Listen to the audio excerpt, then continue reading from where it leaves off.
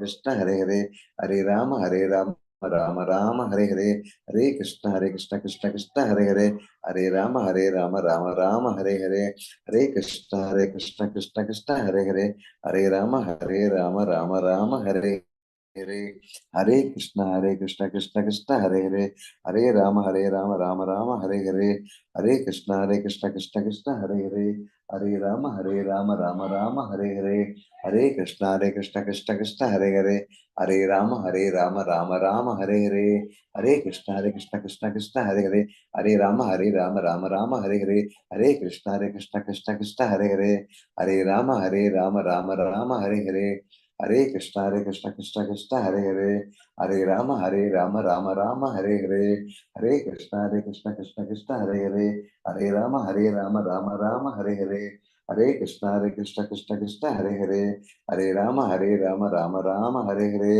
हरे कृष्ण कृष्ण कृष्ण हरे हरे, हरे राम राम हरे हरे, हरे कृष्ण कृष्ण कृष्ण हरे हरे, हरे राम राम हरे हरे, हरे कृष्ण कृष्ण कृष्ण हरे हरे, हरे राम राम हरे हरे, हरे कृष्ण कृष्ण कृष्ण हरे हरे, हरे राम राम राम हरे हरे, हरे कृष्ण कृष्ण कृष्ण हरे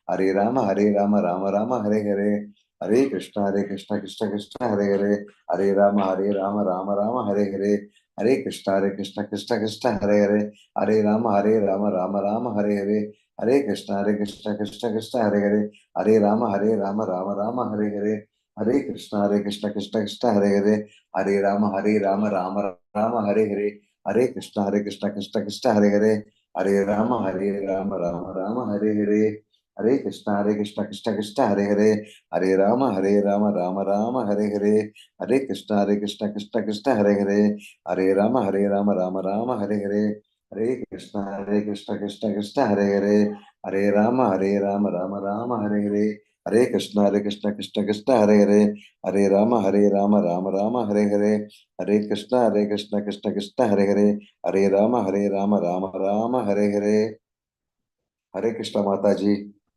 हरे कृष्ण प्रभु जी। பிரபுஜி ரொம்ப டயர்ட் ஆயிட்டோம்னு நினைக்கிறேன். ரொம்ப டயர்டா. நான் நடுவுல வேணா நான் கண்டினியூ பண்ணலாம்னு நினைச்சேன். ஒரு மாதிரி குரல் ஒரு மாதிரி ஆயிடுது. ஏன்னா அவர் கண்டினியூஸா பண்ணிட்டு இருக்கார். Of course Subhashree Mataji madam none of the students are interested in doing. இன்னைக்கு 12வது சாப்டர். அப்போ நீங்க எல்லாம் ஜபம் பண்ணலன்னா ரொம்ப கஷ்டமாயிடும் மாதாஜிஸ் அண்ட் பிரபுஜிஸ். கிளாஸ்ல இருக்கிறவங்களுக்கு சொல்றேன்னா அப்புறம் லெவல் 2 போனவங்களுக்கு நீங்க இப்பவே நீங்க ஜபத்துக்கெல்லாம் ரெடி இல்லைன்னா it's going to be difficult. Okay, ஏன்னா ஸ்லோகம்லாம் நீங்க படிக்கலைன்னாலும் பரவாயில்ல, ஜபத்துக்கு ரொம்ப இம்பார்ட்டன்ஸ் உண்டு. அதனாலதான் 1/2 மணிக்கு முன்னாடி நாங்களாம் எதுக்கு உட்கார்ந்துட்டு இருக்கோம்? நாட் தட் எங்களுக்கு வேலை இல்லாம எல்லாம் உட்கார்ந்துட்டு இருக்கல, நிறைய வேலை எங்களுக்கு தலைக்கு மேல வேலை இருந்தாலும் இல்ல. உங்களுக்கு ஒரு கோக்ஸ் பண்ணோம், ஸ்டூடெண்ட்ஸ் எல்லாம் புதுசு, அவங்களுக்கு வந்து தெரியாது, அவங்களுக்கு வந்து முயற்சி எடுக்கணும். கொஞ்சம் கொஞ்சம் நீங்க ஆரம்பிச்சுன்னா நாங்க இருக்கோம் உங்களுக்கு ஹெல்ப் பண்றதுக்கு இல்லையா? நாங்க வாயை திறக்க மாட்டோம். இவ்வளவு கூப்பிட்டுட்டு நீங்க வாயை திறக்கலன்னா அப்புறம் என்ன அர்த்தம்னாக்கா நீ பாட்டு கத்திண்டே இரு, நாங்க கண்டுக்க மாட்டோம். அந்த மாதிரி எண்ணத்துல இருக்காதீங்க ப்ளீஸ். ஹரே கிருஷ்ணா. ஹரே கிருஷ்ணா மாதாஜி. ஹரே கிருஷ்ணா மாதாஜி. இன்னைக்கு நம்ம சைத்தன்ய மகாபிரபு அப்பியரன்ஸ் டே. அதுக்கு ஒரு பாட்டு பாடிடலாம் மாதாஜி. நீங்க பாடுறீங்களா? நீங்க பாடுங்க மாதாஜி. ஹரே கிருஷ்ணா, நீங்க பாடுங்க. ஹரே கிருஷ்ணா மாதாஜி. நீங்க என்னோட நல்லா பாடுவீங்களேன்னு கேட்டா எல்லாம் ஒண்ணும் இல்ல மாதாஜி, எல்லாருக்கும் அவ்வளவா ஒரு வாய்ஸ் இருக்கும் இல்லையா? பகவானை திருப்திப்படுத்துறது நம்ம ஜபம் இதை பாடுறது எல்லாமே பகவானை நினைச்சாங்க. மெடல் பிரைஸுக்கு நம்ம இதெல்லாம் பண்றோம் இல்லையா? பகவானை திருப்திப்படுத்துறதுக்கு எல்லாம் பண்ணிட்டோம். பாடுங்க மாதாஜி. ஓகே, இப்ப பாட்டு பாடுறேன். லாஸ்ட்ல சைத்தன்யா பத்தி சுருக்கமா கொஞ்சம் சொல்றேன். இன்னைக்கு பாட்டு சொல்லிடுறேன். பஜ கௌராங்கோ கக கௌராங்கோ லக கௌராங்கேரணா மரே பஜ கௌராங்கோ கக கௌராங்கோ லக கௌராங்கேரணா மரே தேனம் கௌரங்காவாஜே से गोयामर प्राणरे वद गौरांगो कह गौरांगो लग गौरांगेरना मरे गुरंगा बोलिया कुबाग बोलिया நச்சியா நச்சியா பெடமுரே துரங்க மொழியா துபாகு துளியா நச்சியா நச்சியா பெடமுரே பஜ கௌரம்போ தக கௌரம்போ லக கௌராங்கேர நாமரே கௌரங்கா பஜிலே கௌரங்கா ஜபிலே கோயில் காரே அப்பச்சானரே கௌரங்கா பஜிலே கௌரங்கா ஜபிலே கோயில் காரே அப்பச்சானரே பஜ கௌரம்போ தக கௌரம்போ லக கௌராங்கேர நாமரே ஜெய கௌரங்கா பஜ சேவோயாமர பிராணரே பஜ கௌரம்போ தக கௌரம்போ லக கௌராங்கேர நாமரே ஹரே கிருஷ்ணா கிருஷ்ண கிருஷ்ணா ஹரே ஹரே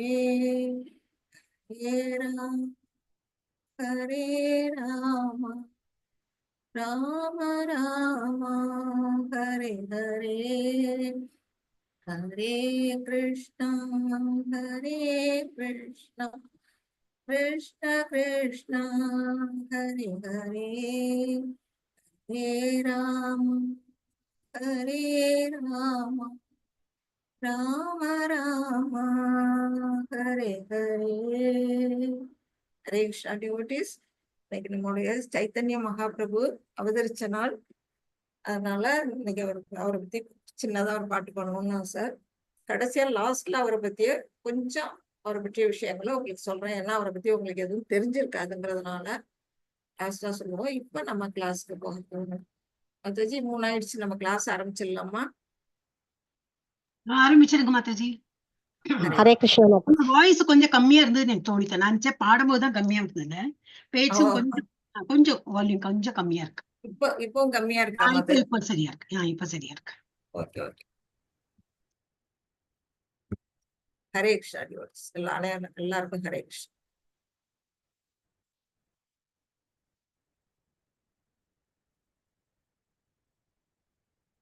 ஹரே கிருஷ்ணா டிவோட்டீஸ், இந்த 3 மணி செஷனுக்கு வந்திருக்க அனைத்து பக்தர்களையும் நம்மளுடைய இஸ்கான் பெங்களூர் சார்பா அன்போட வரவேற்கிறேன். நாம இன்னைக்கு பார்க்க போறது பக்தி யோகத்தோட கடைசி சாப்டர், 12வது சாப்டர். இது பக்தியை ரொம்ப அழகா சொல்லியிருப்போம். பக்தி சேவை எப்படி பகவானுக்கு செய்யறது அப்படிங்கறத அழகா கத்து கொடுத்துருக்காங்க. படிப்படியா எந்த நிலையில நம்ம பகவானுக்கு பக்தி செய்யலாம் அப்படிங்கிறது, இத ஒருத்தவங்க முழுமையா புரிஞ்சுக்கிட்டாலே நாம பகவானுக்கு பக்தி சேவை செய்யறது ரொம்ப எளிமையாயிடும். நிறைய பக்தர்களை பத்தி விஷயங்களும் இதுல கொடுக்கப்பட்டிருக்கு. இதை நம்ம பாக்குறதுக்கு முன்னாடி நம்ம மங்களாச்சரம் பகவானுக்கு ராதா கோவிந்தாக்கு சொல்லிடலாம். ஸ்ரீ ஸ்ரீ ராதா கோவிந்தா இஸ்கன்மங்களுக்கு நம்ம அது அனைவரும் சார்பாக நன்றியை தெரிவிச்சுக்கிறோம். ஓம் நமோ பகவதே வாசுதேவாய. ஓம் நமோ பகவதே வாசுதேவாய. ஓம் நமோ பகவதே வாசுதேவாய. ஓம் அஞ்ஞானதிமிராந்தஸ்ய ஞானாஞ்சனசலாகயா சக்ஷுருன்மீலிதம் யேன தஸ்மை ஸ்ரீ குரவே நமக. ஸ்ரீ சைத்தன்ய மனோபீஷ்டம் ஸ்தாபிதம் யேன பூதலே ஸ்வயம் ரூபா கதா மஹ்யம் ததாதி ஸ்வபதாந்திகம். ஹே கிருஷ்ணா கருணா சிந்து தீனபந்தோ ஜகத்பதே கோபேஷா கோபிகா காந்தா ராதா காந்தா நமஸ்துதே. தப்த காஞ்சன கௌராங்கி ராதே விருந்தாவனேஸ்வரி ரிஷபானுசுதே தேவி பிரணமாமி ஹரிப்ரியே. வாஞ்சா கல்பதருப்யச்ச கிருபா சிந்துப்ய ஏவ ச பதிதானாம் பாவனேபியோ வைஷ்ணவேபியோ நமோ நமக. நம ஓம் விஷ்ணுபாதாய கிருஷ்ணப்ரஷ்டாய பூதலே ஸ்ரீமதே பக்தி வேதாந்த சுவாமின் இதி நாமினே. நமஸ்தே சரஸ்வதி தேவே கௌரவாணி பிரச்சாரிணே நிர்விசேஷ சூன்யவாதே पश्चात्याशतारिणे जय श्री कृष्ण चैतन्य प्रभु नित्यानंद श्री अद्वैत गदाधर श्रीवासादि गौर भक्त वृंद हरे कृष्णा कृष्ण कृष्ण हरे हरे हरे राम राम राम हरे हरे हरे कृष्णा कृष्ण कृष्ण हरे हरे हरे राम राम राम हरे हरे हरे कृष्ण ஹரே கிருஷ்ணா டிவோட்டீஸ். நேத்தி நம்ம அத்தியாயம் 11 பகவானுடைய விஸ்வரூப தோற்றத்தை பத்தி நம்ம பார்த்தோம். அதுல என்னென்ன பார்த்தோங்கிறது யாருக்காச்சும் தெரியும்னா சொல்லலாம்.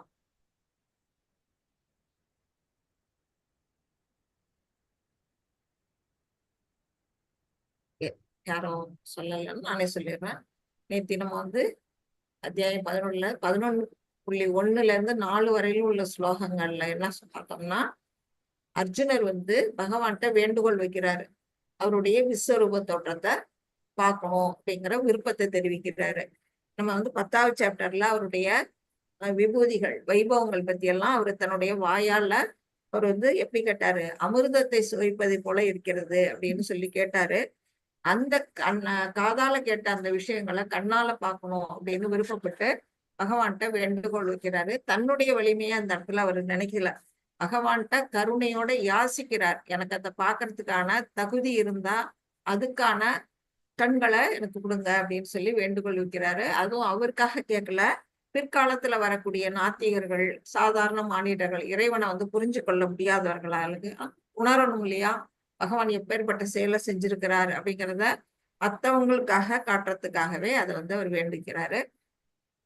அப்புறம் 11.5 8 வரையிலும் உள்ள ஸ்லோகங்கள்ல பகவான் கிருஷ்ணர் என்ன செய்யறாரு, தன்னுடைய உலகளாவிய வடிவத்தை பத்தி அவரே விவரம் சொல்றாரு. இதுல பாரு, யார் யார் இருக்காங்கன்னு பாரு, அஸ்வினி குமாரர்கள், ருத்திரர்கள், அப்புறம்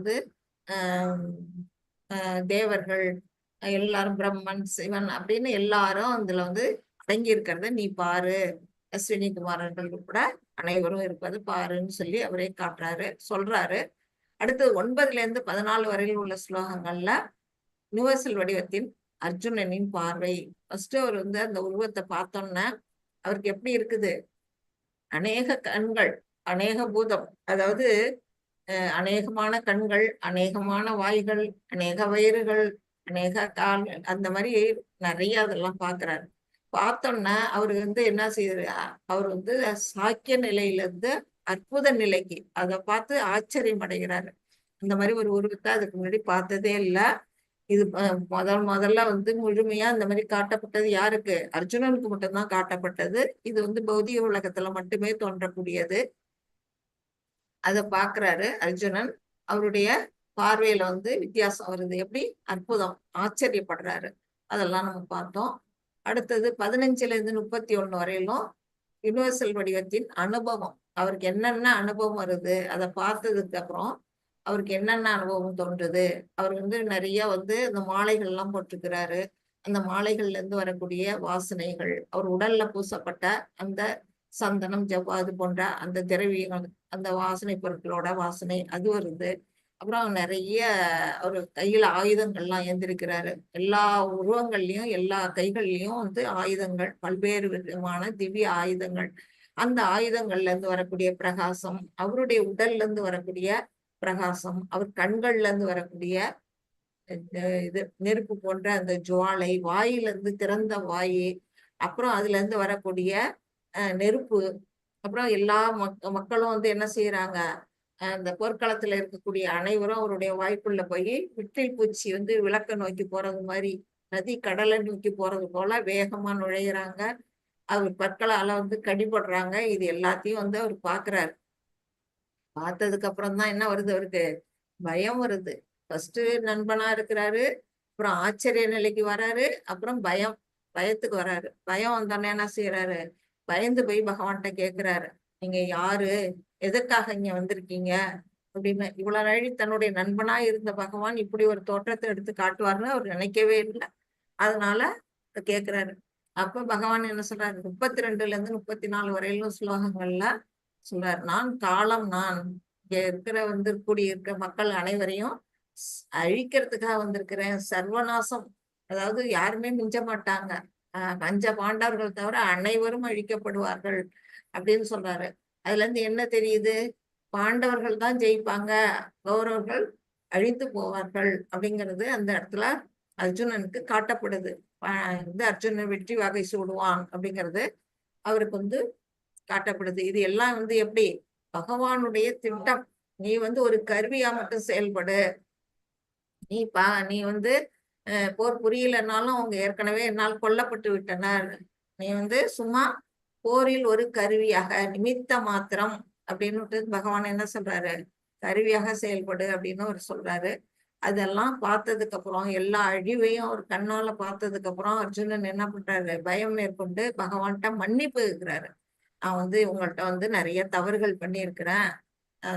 சாதாரண நண்பனை போல ஒரே படுக்கையில படுத்து ஒன்னா உணவு சாப்பிட்டு ஒன்னா விளையாடும் போதெல்லாம் நான் உங்களை அவமானப்படுத்தியிருக்கிறேன், தனிமையிலும் நண்பர்கள் மத்தியிலும் அப்படின்னு சொல்லி 35ல இருந்து 46 வரையிலும் என்ன செய்யறாரு, பிரார்த்தனை செலுத்துறாரு பகவானுக்கு. அவரை பற்றிய புகழாரங்களை அவருக்கு சூட்டுறாரு. நீயே தேவதேவன், அனைத்து உலகங்களுக்கும் இருப்பிடம் நீயே அப்படின்னு எல்லாம் பலவாறாக அவரை பிரார்த்தனை பண்றாரு. அப்புறம் மன்னிப்பு கேட்கிறாரு. எப்படி மன்னிப்பு கேட்கிறாரு, ஒரு நண்பனை மன்னிக்கிறது போல, ஒரு தந்தை மகனை மன்னிக்கிறது போல, ஒரு கணவன் மனைவியை மன்னிக்கிறது போல என்ன மன்னிச்சிடுங்க அப்படின்னு அவர் வேண்டுகோள் வைக்கிறாரு. இப்படி அதெல்லாம் பார்த்த பிறகு கடைசியா கிருஷ்ணரை பார்க்க தூய பக்தி சேவை, எது 47ல இருந்து 55 வரையிலும் ஸ்லோகங்கள்ல நாம பகவானை சென்றடையணும், அவரை நம்ம உணரணும் அப்படின்னு நாம யாரெல்லாம் விருப்பப்படுறோமோ அவங்க எல்லாம் என்ன செய்யணும், பக்தி சேவை செய்யணும். எப்படிப்பட்ட பக்தி சேவை, கிருஷ்ண கர்ம அப்படிங்கிறத நம்ம செஞ்சு பார்த்தோம். கிருஷ்ண கர்மங்கிறது ஒண்ணு நம்மள்ட்ட இருக்க பொருள் உதவியோ இல்ல நம்ம உடம்பால கூட பகவானுக்கு தொண்டு செய்யலாம். அப்புறம் நம்ம என்ன செய்யணும், அனைத்து உயிர்களையும் நம்மளுடைய நண்பனாக கருதணும், யாருக்கிட்டையும் பொறாமை கொள்ளக்கூடாது. அப்புறம் நம்ம எப்படி இருக்கணும், நம்ம நம்ம எல்லாத்துலயும் கட்டுப்பாடு உடையவங்களா இருக்கணும், டாலரன்ஸ் இருக்கணும். அந்த மாதிரி குணங்கள் எல்லாம் நம்ம வளர்த்துக்கணும். அந்த மாதிரி செய்யும் பொழுது பகவானை நாம என்ன செய்ய முடியும், இறைவனை சென்றடைய முடியும். அதுக்கு உதாரணமா நம்ம பிரகலாதெல்லாம் நம்ம பார்த்தோம், நிறைய பேரை பார்த்தோம். இன்னைக்கு நம்ம அதை பத்தி நம்ம பார்க்க போறோம். இது 12வது சாப்டர். இன்னமே பக்தியை பத்தி அழகா சொல்லப்பட்டிருக்கு. இதுல என்ன கொடுத்திருக்குன்னா, இதை 3 நிலையா பிரிச்சிருக்கிறாங்க. ஃபர்ஸ்ட் 12.1ல இருந்து 7 வரையிலும் உள்ள ஸ்லோகங்கள்ல பக்தி மற்றும் உருவமற்ற நிலை, அதாவது உருவத்தை வழிபடுதல் சிறந்ததா, உருவமற்ற அருவ பிரம்மனை வழிபடுதல் சிறந்ததா, யார் பக்குவமானவர்கள் அப்படின்னு அர்ஜுனர் இங்க கேள்வி கேட்கிறாரு. அதுக்கு பகவான் என்ன பதில் சொல்றாரோ அதெல்லாம் அதுல இருக்குது. அடுத்தது நம்ம இப்ப பாக்குறோம், நிறைய பேரு அருவத்தை வழிபடுறவங்கள நம்ம பாக்குறோம், ஒளி வடிவமா வணங்குறவங்க. அதுதான் அவர் கேட்கிறாரு. அடுத்து 12.8ல இருந்து 12 வரையில் உள்ள ஸ்லோகங்கள்ல பக்தி வளர்ச்சியின் முன்னேற்ற நிலைகள். அது என்னன்னா படிநிலைகள், என்னென்ன வகையா நம்ம பகவானுக்கு பக்தி செலுத்த முடியும், எந்தெந்த நிலையில. அது நிறைய இருக்கு. அனன்ய பக்தி, அப்புறம் சாதனா பக்தி, நிஷ்காம கர்ம பக்தி, சகாம கர்ம பக்தி, அப்புறம் தியானம், பலன்களை அர்ப்பணிக்கிறது, இப்படி அது எல்லாம் நம்ம படிக்க போறோம். அடுத்தது 12.13ல இருந்து 20 வரையிலும் ஸ்லோகங்கள்ல கிருஷ்ணருக்கு அன்பான தகுதிகள், அதாவது பகவானுக்கு பிரியமானவர்களாக நாம மாறணும்னா நாம என்னென்ன விதமான தகுதிகளை நம்மள்கிட்ட வளர்த்து கொள்ளணும், என்ன தகுதி இருந்தா நாம இறைவனுக்கு பிரியமானவர்களாக மாற முடியும், அதுக்கான உதாரணங்கள் பக்தர்கள், அதை பற்றியும் நம்ம இப்ப பார்க்க போறோம். வரிசையா அதை டீட்டெயிலா நம்ம பார்க்கலாம். ஹரே கிருஷ்ணா மாதாஜி. யாரு எனக்கு ஸ்லோகம் வாசிக்கிறீங்க இன்னைக்கு?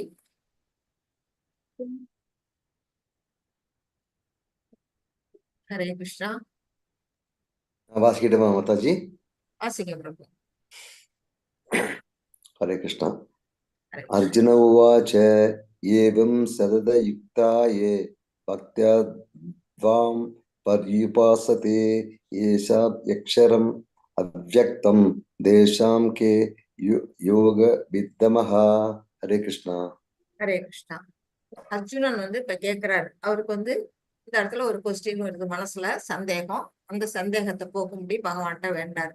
மிகவும் பக்குவமானவர்களாக கருதப்படுபவர்கள் யார்? அப்ப வந்து இந்த இடத்துல 2 விதமான பக்தர்களை இங்க வந்து குறிப்பிட்டிருக்காங்க. அந்த யார் 2 வகையா அப்படின்னா, ஒருத்தவங்க வந்து உருவத்தை வழிபடுறாங்க, பகவானுடைய அந்த உருவத்தை. இன்னொருத்தவங்க என்ன செய்யறாங்க, கண்ணுக்கு தெரியாத அதாவது பிரம்ம ஜோதி அப்படின்னு சொல்லக்கூடிய அந்த ஒளி வடிவத்தை வணங்குறாங்க. இதுல யார் சிறந்தவர்கள், எது சிறந்தது அப்படிங்கறதான் இங்க கொஸ்டின் வைக்கிறாரு. எப்போதும் ஒரு பக்தி தொண்டில் முறையாக ஈடுபட்டு இருப்பவர்களா? முறையாகன்னா பகவானுக்கு வந்து வழிபாடுங்கிறது இப்ப நம்ம வந்து கோயில்ல எல்லாம் அதுக்குன்னு ஒரு கட்டுப்பாடு இருக்கு. இன்னென்ன வழியில தான் நாரத பஞ்சராத்திரமம் அப்படின்னு சொல்லுவாங்க. அந்த வழியில தான் வந்து கோயில்ல எல்லாம் வந்து பூஜை புனஸ்காரங்கள்லாம் நடக்குது. வீட்டுல வந்து நம்ம அந்த அளவுக்கு நம்ம பார்க்க வேண்டாம். இருந்தாலுமே நாம பூஜை பண்றோம், சுவாமிக்கு பூஜை பண்றோம்னா நித்தியமா காலையில வந்து குளிச்சுட்டு அந்த கற்கள்ல வந்து என்ன செய்யணும், அந்தந்த டயத்துல பகவானுக்கு என்ன செய்யணுமோ அதை வந்து நம்ம செய்யணும். அதுதான் முறையான வழிபாடு. மாறி மாறி நம்ம வந்து காலையில வணங்குறதுக்கு மத்தியானம் வணங்குறது வந்து ஈவினிங்கோ அப்படின்னு தள்ளி தள்ளி போட்டெல்லாம் வணங்கக்கூடாது. அதுக்கு ஒரு கட்டுப்பாடான நியமத்தோட நம்ம ஆச்சாரத்தோட நம்ம பகவானுக்கு பக்தி தொண்டு செய்யணும். அதுதான் வந்து முறையாக ஈடுபட்டு இருப்பார்கள். அது வந்து உருவ வழிபாடு அப்படின்னு சொல்லப்படுது. அடுத்தது வந்து தோன்றாத அருவ பிரம்மனை வழிபடுபவர்கள். இப்ப நம்ம வந்து 6வது சாப்டர்ல பார்த்தோம். அவங்க என்ன செய்யறாங்க, வந்து போய் மெடிடேஷன்ல உட்காந்துக்கிறாங்க. தியான யோகம் அப்படிங்கிறது அஷ்டாங்க தியான யோகத்துல வந்து அவங்க யமா நியமா ஆச்சனா அப்படிங்கறதுல எல்லாம் 8 விதமான நிலைகள்ல என்ன செய்யறாங்க, பகவானை வந்து தியானம் பண்றாங்க. மனசுக்குள்ள இருக்கக்கூடிய அந்த பரமாத்மாவை பாக்குறதுக்காக அவங்க என்ன பண்றாங்க, தியானம் பண்ணி அவங்கள பாக்குறாங்க. அது உருவமற்ற அந்த வழிபாடு. மனசுக்குள்ள இருக்க அந்த ஒரு இது வந்து எப்படிப்பட்டது, பரமாத்மாவை கண்ணால பாக்குறதுக்கு முன்னாடி என்ன செய்வாங்க, அவங்க ஒரு ஒளி வடிவத்தை தான் வந்து மனசுல தியானம் பண்ண முடியும். அந்த நிலையில அவங்க வந்து வணங்குறவங்க. இது 2ல எது சிறந்தது அப்படின்னு வந்து அர்ஜுனனால இங்க கேள்வி கேட்கப்படுது. பிரபு 2வது ஸ்லோகம்.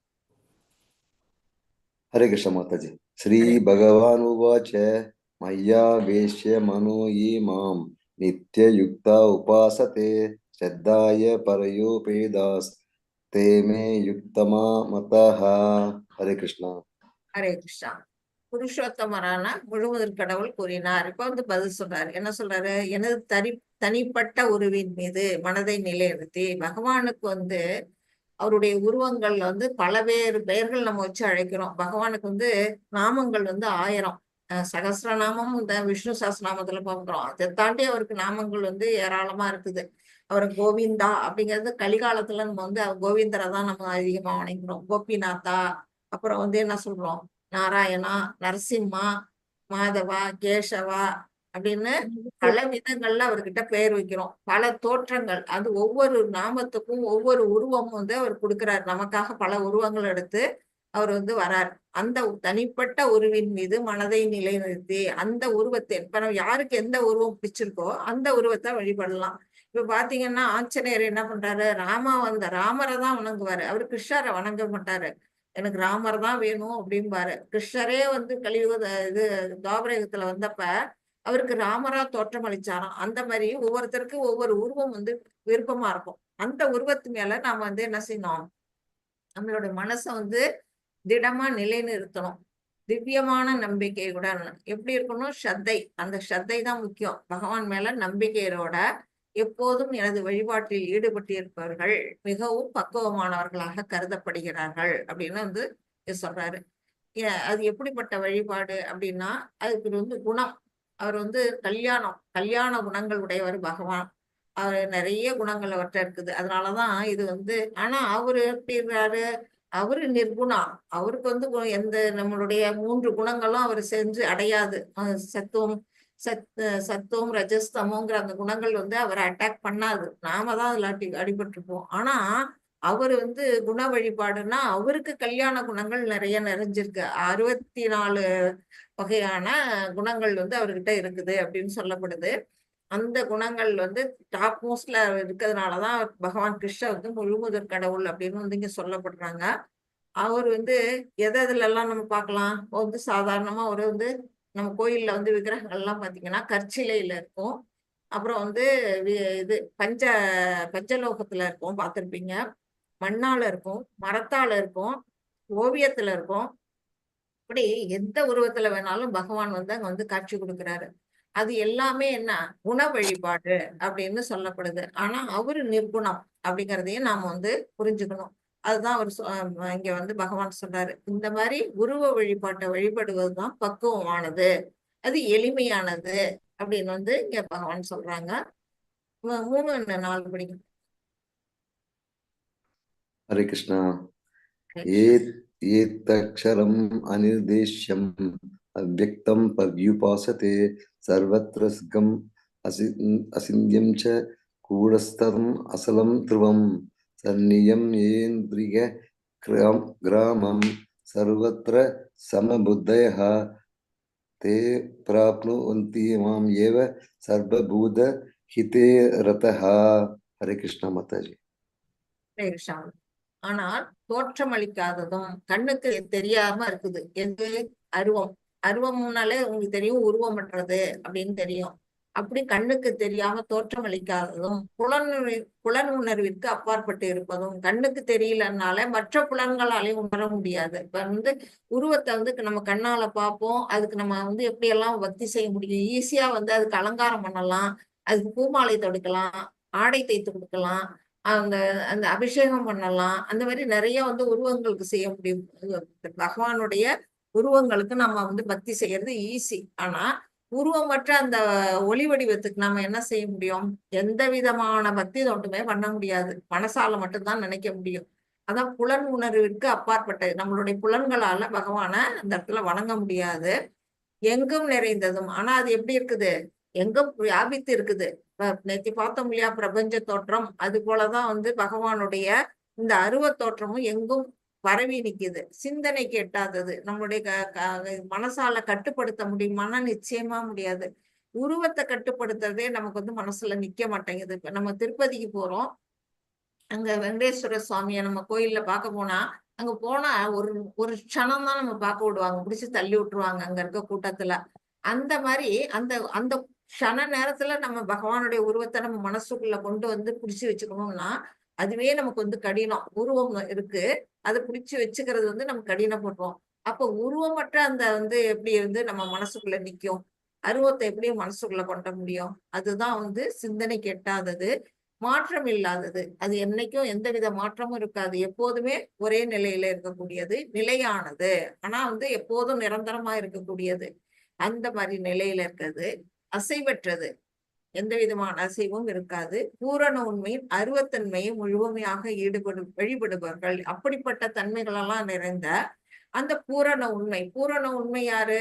பகவான் கிருஷ்ணர். அவர்கிட்ட இருந்து அடுத்ததா வரக்கூடிய நிலைதான் வந்து பரமாத்மா. நம்ம எல்லாருடைய நெஞ்சுக்குள்ள இருக்கிறது பரமாத்மாவா. அதுக்கு அடுத்த நிலை வந்து எப்படி ஒளிவடிமா பிரம்ம ஜோதியா இருக்கக்கூடியது. இப்படி அந்த 3 நிலைகள்ல பகவான் இருந்தாலும் அவருதான் வந்து என்ன இருக்கிறாரு? பூரண உண்மையா இருக்கிறவர் பகவான் கிருஷ்ணர்.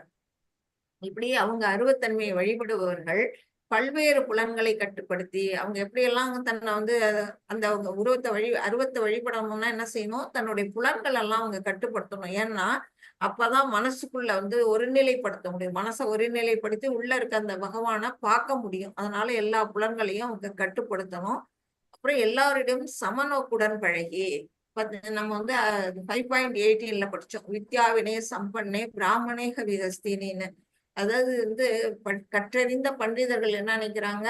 யானை, பசு, நாயை தின்பவன், பிராமணன் எல்லாரையும் சமநோக்குல பாக்குறாங்க. அந்த மாதிரி எல்லாருக்குள்ளேயும் எல்லா உயிரினங்களுக்குள்ளேயும் பரமாத்மா ரூபத்துல பகவான் இருக்கிறாருங்கிறத உணர்ந்துகிட்டு என்ன செய்யணும்? எல்லாத்தையும் சமநோக்கோட அவங்கள்ட்ட வந்து பழகணும். அனைவருக்கும் நன்மை தரும் செயல்களில் ஈடுபட்டு எல்லாருக்கும் வந்து உதவி பண்ணணும். இப்படி பல காலம் அவங்க வந்து என்ன பண்ணணும்? வந்து மெடிடேஷன் பண்ணணும். அப்பதான் வந்து என்ன பண்ணுவாங்க? இறுதியில் என்ன அடைகின்றன? பகுனாம் ஜன்மனாம் வந்தே ஞானவான்மாம் பிரபத்தியந்தே. ஒரு காலகட்டத்துல அவங்களால வந்து இறைவனை வந்து சென்றடைய முடியாது. பல காலம் இந்த மாதிரி அவங்க முயற்சி பண்ணி இறுதியில் வந்து என்னை அடைகின்றன. அதே சமயத்துல அதுல தோல்வி விடுறவங்களும் இருப்பாங்க. நம்ம 6வது சாப்டர்ல பார்த்தோம். தோல்வியுற்ற யோகியின் நிலை என்ன அப்படின்னு வந்து அர்ஜுனர் கேட்பாரு. அவங்க என்ன செய்வாங்க?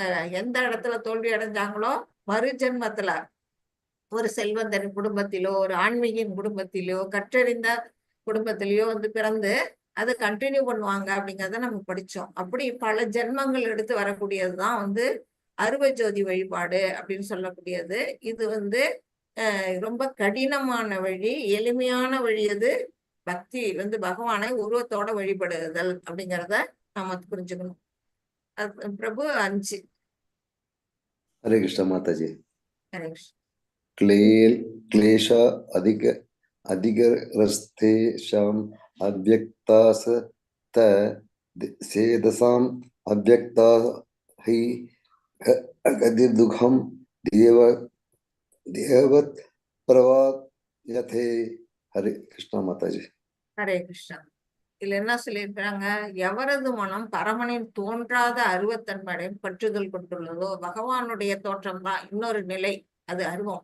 அந்த நிலையில யார் ஒருத்தவங்க பற்று வச்சு அந்த நிலையில அவங்க வந்து பகவானை சென்றடையணும் அப்படின்னு நினைக்கிறாங்களோ அவர்கள் வளர்ச்சி மிகவும் கடினமானதாகும். இப்ப அங்க பாத்தீங்கன்னா இங்க பதஞ்சலி முனிவர் இருக்கிறாரு. அவரு என்ன பண்றாரு? அந்த தியானத்துல ஈடுபட்டு இருக்கிறாரு. அவருடைய நெஞ்சுக்குள்ள என்ன பண்றது, அந்த ஜோதி வடிவத்துல பகவான் இருக்கிறாரு, இல்லைன்னு சொல்லல, பரமாத்மா ரூபத்துல இருக்கிறாரு. ஆனா அவருடைய உடல் எந்த நிலையில இருக்கு பாருங்க. எலும்பெல்லாம் வந்து வெளியில தெரியுது, முடியெல்லாம் வளர்ந்து காடு மாதிரி இருக்குது. இந்த சில பேருக்கு பாத்தீங்கன்னா மண் இது வந்து புற்று எழும்பி அவங்களை மூடிவிடும். அந்த அளவுக்கு அவங்களுடைய தவம் வந்து எப்படி இருக்குன்னா ரொம்ப கடுமையான வழியில இருக்கும். அந்த மாதிரி. ஆனா பக்தி எப்படி உருவத்தை வழிபடுவது எப்படின்னா நம்ம ரொம்ப எளிமையா ரொம்ப ஈஸியா பகவானை வந்து வணங்கிடலாம். அதுதான் வந்து இங்க பகவான் சொல்லியிருக்கிறாங்க. அவ்வழியில் முன்னேற்றம் காண்பது உடலை உடையவர்களுக்கு எப்போதும் சிரமமானதாகும். உடல் பெற்ற ஒருவன் வந்து இந்த அருவத்தன்மையை வழிபடுவதில் வந்து ரொம்ப ரொம்ப சிரமமானது அப்படிங்கறது பகவான் இங்க சொல்றாங்க. 6-7 படிங்க. हरे कृष्ण माता जी। ये तु सर्वाणि कर्माणि मयि संयत मत्परा अनन्येनैव योगेन मां ध्यायन्त उपासते देशम् अहं समुद्धर्ता मृत्यु संसार साहरात् भवामिनि चिरात् पार्थ मय्या वेशी ते सेदसाम्। हरे कृष्ण साम। हरे कृष्ण माता जी। ஹரே கிருஷ்ணா. ஆனால் தங்களது எல்லா செயல்களையும் எனக்காக துறந்து பகவான் அதுதான் வந்து 18வது சாப்டர் 66வது ஸ்லோகத்துல சொல்வார். சர்வ தர்மான் பரித்தியஜ்ய மாமேகம் சரணம் ரஜ அப்படின்னு சொல்லுவாரு. எல்லா கடமைகளையும் உன்னுடைய கர்ம யோகம் படிக்கிறோம், ஞான யோகம் படிக்கிறோம், ஞான யோகம் நாளையில இருந்து படிக்க போறோம், பக்தி யோகம் இருக்கு. இப்படி எல்லா விதமான யோகங்கள்ல எல்லா கடமைகளையும் முற்றிலுமா தொடர்ந்துட்டு நீ என்கிட்ட சரணடை, ஒன்னே ஒண்ணு செய்ய, சரணடைஞ்சிட்டினா என்ன செய்வேன், நான் உன்னை வந்து பாதுகாப்பேன் அப்படின்னு பகவான் சொல்றாங்க. அதுதான் இங்க சொல்லியிருக்கிறாங்க. எல்லா செயல்களையும் எனக்காக துறந்து பகவானுக்காக துறந்து பிறழாமல் என் மீது பக்தி செலுத்தி கொஞ்சம் கூட தடுமாற்றம் இல்லாம அந்த வழியில இருந்து தடுமாறக்கூடாது. இன்னைக்கு பக்தி செஞ்சோம், நாளைக்கு வந்து அதுல இருந்து நம்ம கைவிட்டுட்டு வேற வழியை பார்த்துட்டு நம்ம பௌதிகத்துல விழுந்துடக்கூடாது. அதுலயே மாறாம நிக்கணும். அந்த நிலையில் எனது பக்தி தொண்டில் ஈடுபட்டு எப்போதும் என் மீது தியானம் செய்து பகவானையே நினைச்சுக்கிட்டு நம்ம அவரையே நினைச்சுக்கிட்டு அவருக்காகவே நம்ம செய்யக்கூடிய செயல்கள் எல்லாம் மாத்திக்கும் பொழுது தங்களது மனங்களை எண்ணில் நிறுத்தி இதெல்லாம் செய்யும் பொழுது நம்ம மனசு ஆட்டோமேட்டிக்கா பகவானை தான் நினைக்கும். எவரெல்லாம் என்னை வழிபடுகிறார்களோ பிருதாவின் மகனே அவர்களை பிறப்பு இறப்பு என்னும் கடலிலிருந்து உடனடியாக காப்பாற்றுவனாக நான் இருக்கின்றேன். இதுதான் வந்து பலன். நாம பக்தி செலுத்துறதோடைய பலன் என்ன அப்படின்னு பாத்தீங்கன்னா இங்க வந்து சம்சார சாகரம் அதுல மூழ்கிட்டு இருக்கோம். எல்லா உயிர்வாழிகளும் மூழ்கிட்டு இருக்காங்க.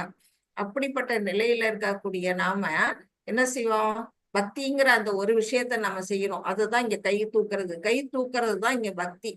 நம்ம கையை தூக்கி பகவானை நோக்கி நீட்டுவோம் இல்லையா, அதுதான் பக்தி தொண்டு. அந்த பக்தி தொண்டு செய்யும் பொழுது இந்த சாகரம், இந்த கடல் எப்படிப்படுது மாறுதுன்னா ஒரு ஒரு கண்ணுக்குட்டியோட குளம்படி நீர் எவ்வளவு இருக்கும், ஒரு சின்ன குழிதான் இருக்கும்.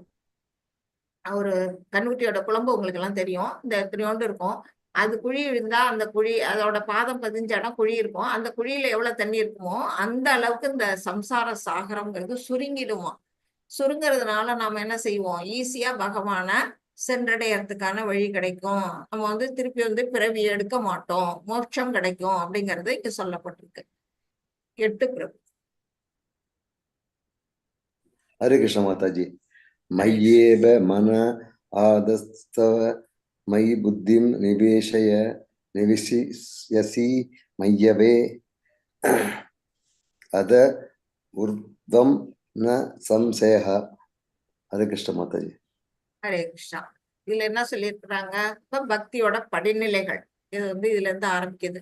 என்னென்ன விதமான பக்திகள் இருக்கு அப்படின்னு பாத்தீங்கன்னா, இது வந்து டாப் மோஸ்ட், இதுதான் அனன்ய பக்திங்கிறது. அந்த பக்தியை வந்து நம்மளால செலுத்த முடிஞ்சா நாம அடுத்த பிறவி நிச்சயமா கிடையாது. அதுதான் நம்ம தெரிஞ்சுக்கணும். இது யார் செஞ்சாங்க அப்படின்னா, பிருந்தாவனத்துல இருக்க கோபியர்கள்லாம் அந்த பக்தியில தான் ஈடுபட்டாங்க. அதனாலதான் அவங்களுடைய படங்கள் இங்க வந்து கொடுக்கப்பட்டிருக்கு. என்ன சொல்றார் பகவான்? முழுமுதற் கடவுளான என் மீது உனது மனதை நிறுத்தி உன்னுடைய முழு அறிவையும் என்னில் ஈடுபடுத்துவாயாக. இவ்வாறு நீ எப்போதும் என்னிலேயே வாழ்வாய் என்பதில் ஐயம் இல்லை அப்படின்னு சொல்றாரு. இப்ப பகவான் கிருஷ்ணர் வந்து என்ன பண்றாரு? அங்க மாடு மேய்க்கிறதுக்காக பிருந்தாவனத்துல மாடுகள் எல்லாம் ஓட்டிக்கிட்டு அங்க காட்டு பக்கம் போறாரு. அங்க தோழர்களோட உட்கார்ந்து அவர் என்ன செய்யறாரு? கையில கொண்டு போன உணவை வந்து சாப்பிடுறாரு. எல்லாரும் ஒருத்தருக்கு ஒருத்தர் ஊட்டி விட்டுக்குவாங்க. எல்லாருடைய கண்களும் யார் மேல பதிஞ்சிருக்கு? பகவான் மேலேயே பதிஞ்சிருக்கு.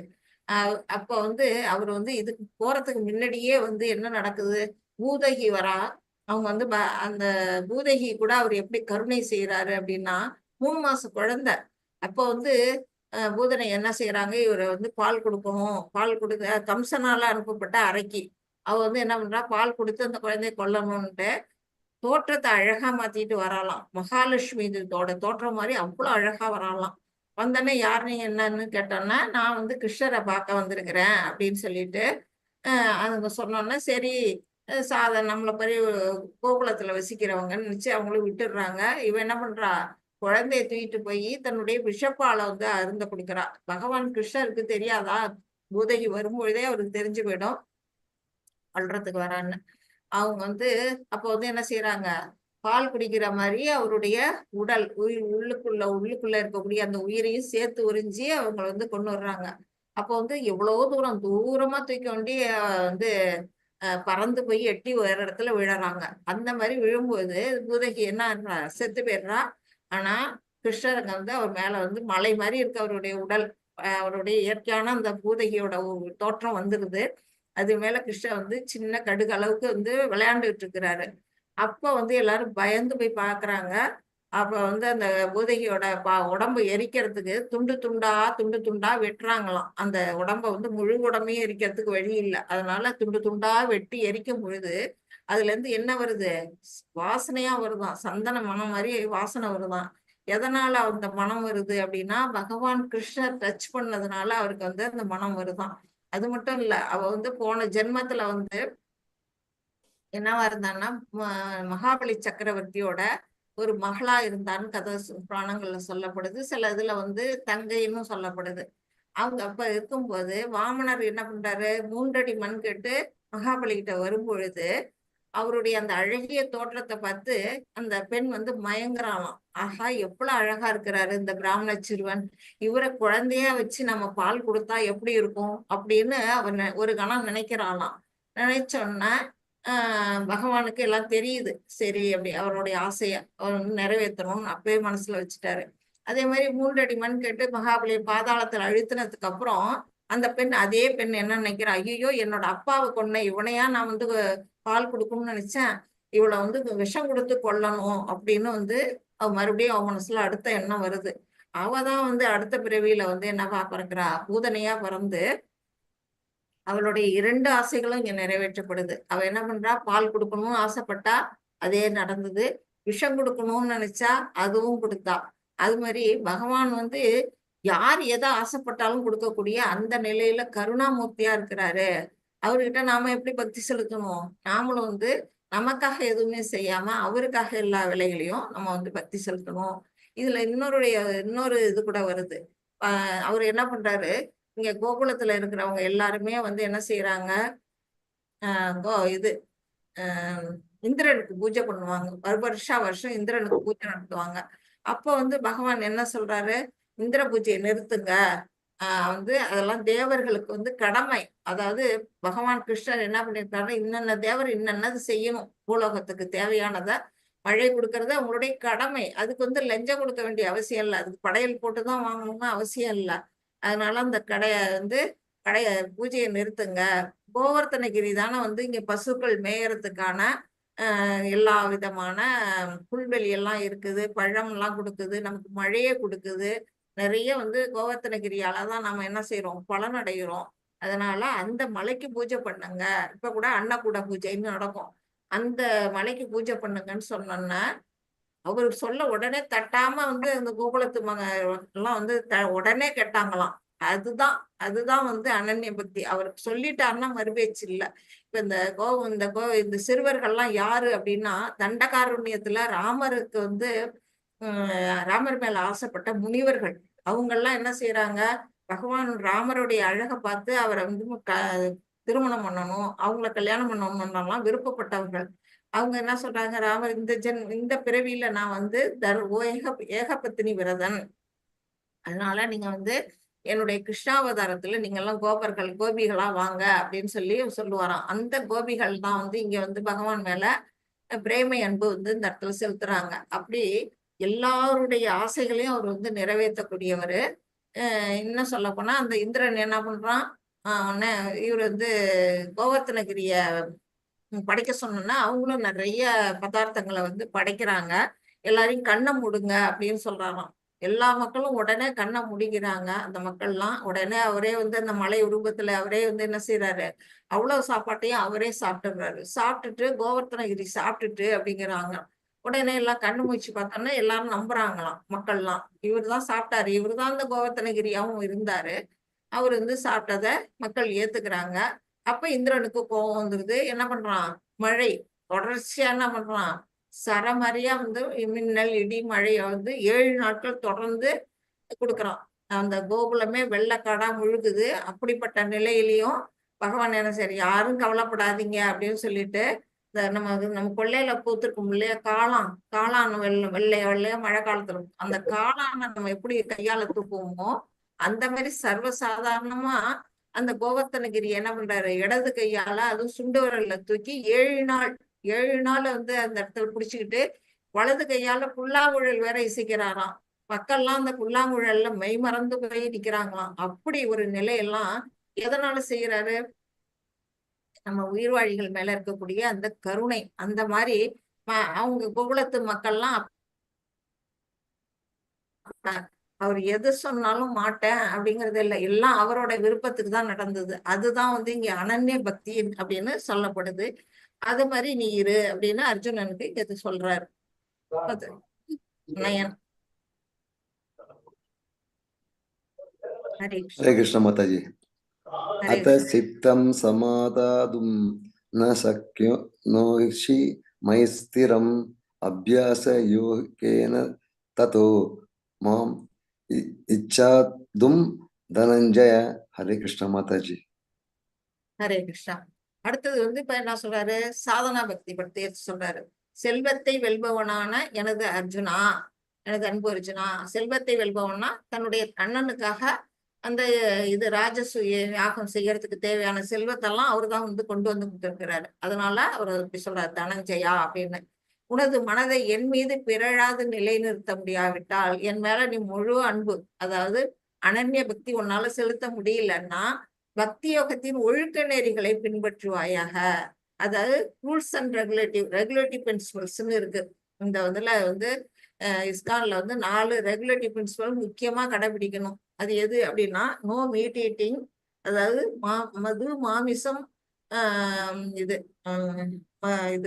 என்னது intoxication, no intoxication, no meat eating, no illicit relationship, no gambling, அந்த மாதிரி சூதாடுதல், அந்த மது அணுகுதல், பெண்களை வந்து தவறான உறவு கொள்ளுதல், இது எதுவுமே கூடாது. இந்த நாளும் எதனால அதை கடைபிடிக்கிறாங்க அப்படின்னா, அது வந்து களி அமரக்கூடிய இடம். அந்த நாளும் களி பகவான் வந்து அங்கதான் வந்து உட்கார்றாராம். அதனால அது செய்யக்கூடாது அப்படின்னு வந்து சொல்லப்பட்டிருக்கு.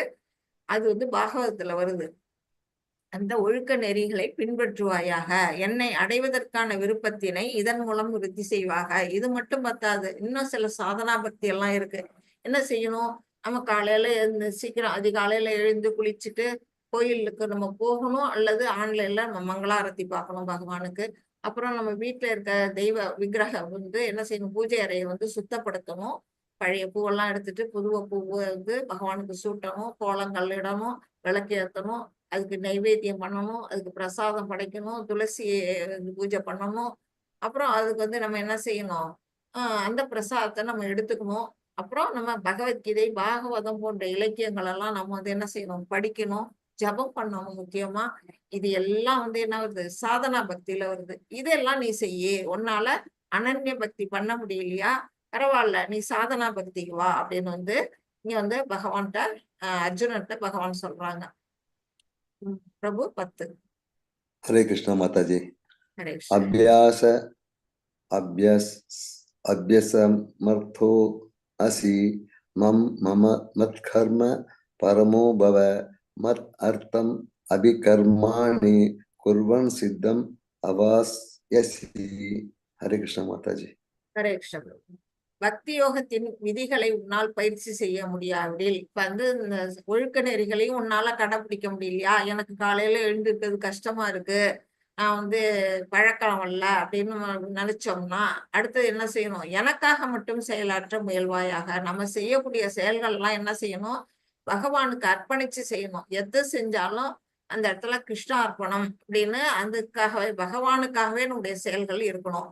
ஏனெனில் எனக்காக செயல்படுவதன் மூலம் நீ பக்குவ நிலைக்கு வந்தடைவாய். அது எப்படி செய்யறது பகவானுக்கு அப்படின்னா, இப்போ இங்க ஒருத்தர் வந்து என்ன செய்யறாரு, நம்ம வந்து பகவானுக்கு வந்து பொருள் உதவி செய்யலாம், இல்லைன்னா இந்த மாதிரி உடலால அவர் என்ன செய்யறாரு, ஒரு கோயில் கட்டப்படுது, அப்போ போய் அவர் என்ன செய்யறாரு, அந்த கோயில் கட்டுற திருப்பணியில அவர் போய் தன்னை ஈடுபடுத்திக்கிறாரு. அந்த திருப்பணியில ஈடுபடுத்திக்கிறதுனால அவருடைய உடல் உழைப்பை கொடுக்கிறாரு. நமக்கு வந்து அந்த கோயில் கட்டுற திறமை எல்லாம் நமக்கு கிடையாது. நம்ம என்ன செய்யலாம், கோயிலை சுத்தம் பண்ணலாம், கோயில்ல வந்து கோலம் போடலாம், அதுக்கு வந்து பூமாலைகள்லாம் தொடுத்து கொண்டு கொடுக்கலாம், அப்புறம் ஆடைகள் எல்லாம் வந்து தைச்சு கொடுக்கலாம், இல்ல வந்து பிரசாதத்துக்கான பொருட்களை வந்து நம்ம தயார் பண்றதுக்கு உதவி பண்ணலாம், பாத்திரங்களை தேய்ச்சி கொடுக்கலாம். இப்படி நமக்கு உடலால செய்யக்கூடிய விஷயங்கள் எல்லாமே எப்படி செய்யணும், எது செஞ்சாலும் பகவானுக்கு அர்ப்பணிச்சு அர்ப்பணிச்சு நம்ம வந்து பார்த்தோம் இல்லையா. இது இப்போ வரும் இந்த ஸ்லோகம் இந்த 9.27ல ஏற்கனவே நம்ம படிச்சுட்டோம். எத் கரோஷி எத் அஷ்னாசி எத் ஜுகோஷி ததாசி எத் எத் தபஸ்யசி கௌந்தேய தத் புருஷ்வம் அது அர்ப்பணம். அதாவது எப்படி செய்யணும், எதையெல்லாம் நீ செய்கின்றாயோ, எதையெல்லாம் உண்கின்றாயோ, எதையெல்லாம் நீ படைக்கின்றாயோ, எதையெல்லாம் நீ கொடுக்கின்றாயோ, எந்த தவங்களை எல்லாம் நீ செய்கின்றாயோ அதனை எனக்கு அர்ப்பணமாக செய்வாயாக. நம்ம வந்து அன்னைக்கு ஒரு கதை உங்களுக்கு சொன்னேன். கோயில்ல வேலை பார்க்குற ஒரு பிராமண சிறுவன் வந்து என்ன பண்றான், எல்லாம் கிருஷ்ண அர்ப்பணம் பண்ண அவங்க வந்து பகவான் அவர் கழுத்துல மாலை விழுது, அவன் தண்ணி இறைச்சான்னாங்க. பகவான் சொட்ட சொட்ட நிக்கிறாரு குளிச்சுட்டு, சக்கர பொங்கல் நைவேத்தியம் பண்ணா அவர் வாயில போய் சக்கர பொங்கல் ஒட்டியிருக்கு. இப்படி அவன் எதுவுமே அங்க பகவான் கிட்டக்க கூட போகல. ஆனா எது செய்யும் பொழுது அவன் என்ன செய்யறான், கிருஷ்ணார்ப்பணம் கிருஷ்ணார்ப்பணம் சொல்லி சொல்லி செய்யறான்.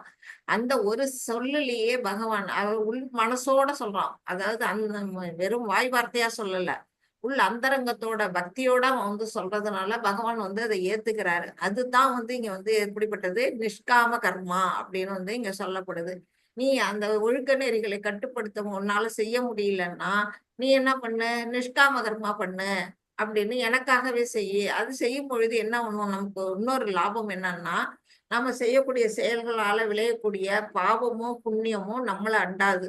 எதுவுமே அர்ப்பணம் அர்ப்பணம் பண்ணிட்ட பிற்பாரு நம்ம பாவமான காரியங்கள் செஞ்சா கூட பகவான் ஏத்துக்கிறாரு. பாவத்தை வந்து புண்ணியமா மாத்திடுவாரு, இல்ல வந்து அந்த விளைவுகள்ல இருந்து நம்மளை வந்து காப்பாத்தி கொடுப்பாரு. இது வந்து நிற்காம கர்மா அவ்வளவு ஒரு சிறந்த ஒரு செயல்.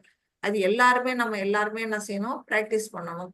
பண்ணும் பொழுது நம்மளுடைய இன்ப துன்பங்கள் வந்து அந்த இடத்துல அடிபட்டு போகுது. அதனால நமக்கு என்ன கிடைக்கும், நம்ம கர்ம வினைகள் வந்து அந்த பேலன்ஸ், அதாவது பாவமும் புண்ணியமும் நில் பேலன்ஸா மாறும். நில் பேலன்ஸா மாறும் பொழுது நமக்கு அடுத்த பிறவிங்கிறது இல்லாம போகும். எப்ப வந்து நம்ம பாவமோ புண்ணியமோ செஞ்சோம்னா அதை அனுபவிக்க இங்க உலகத்துக்கு பிறக்கணும்.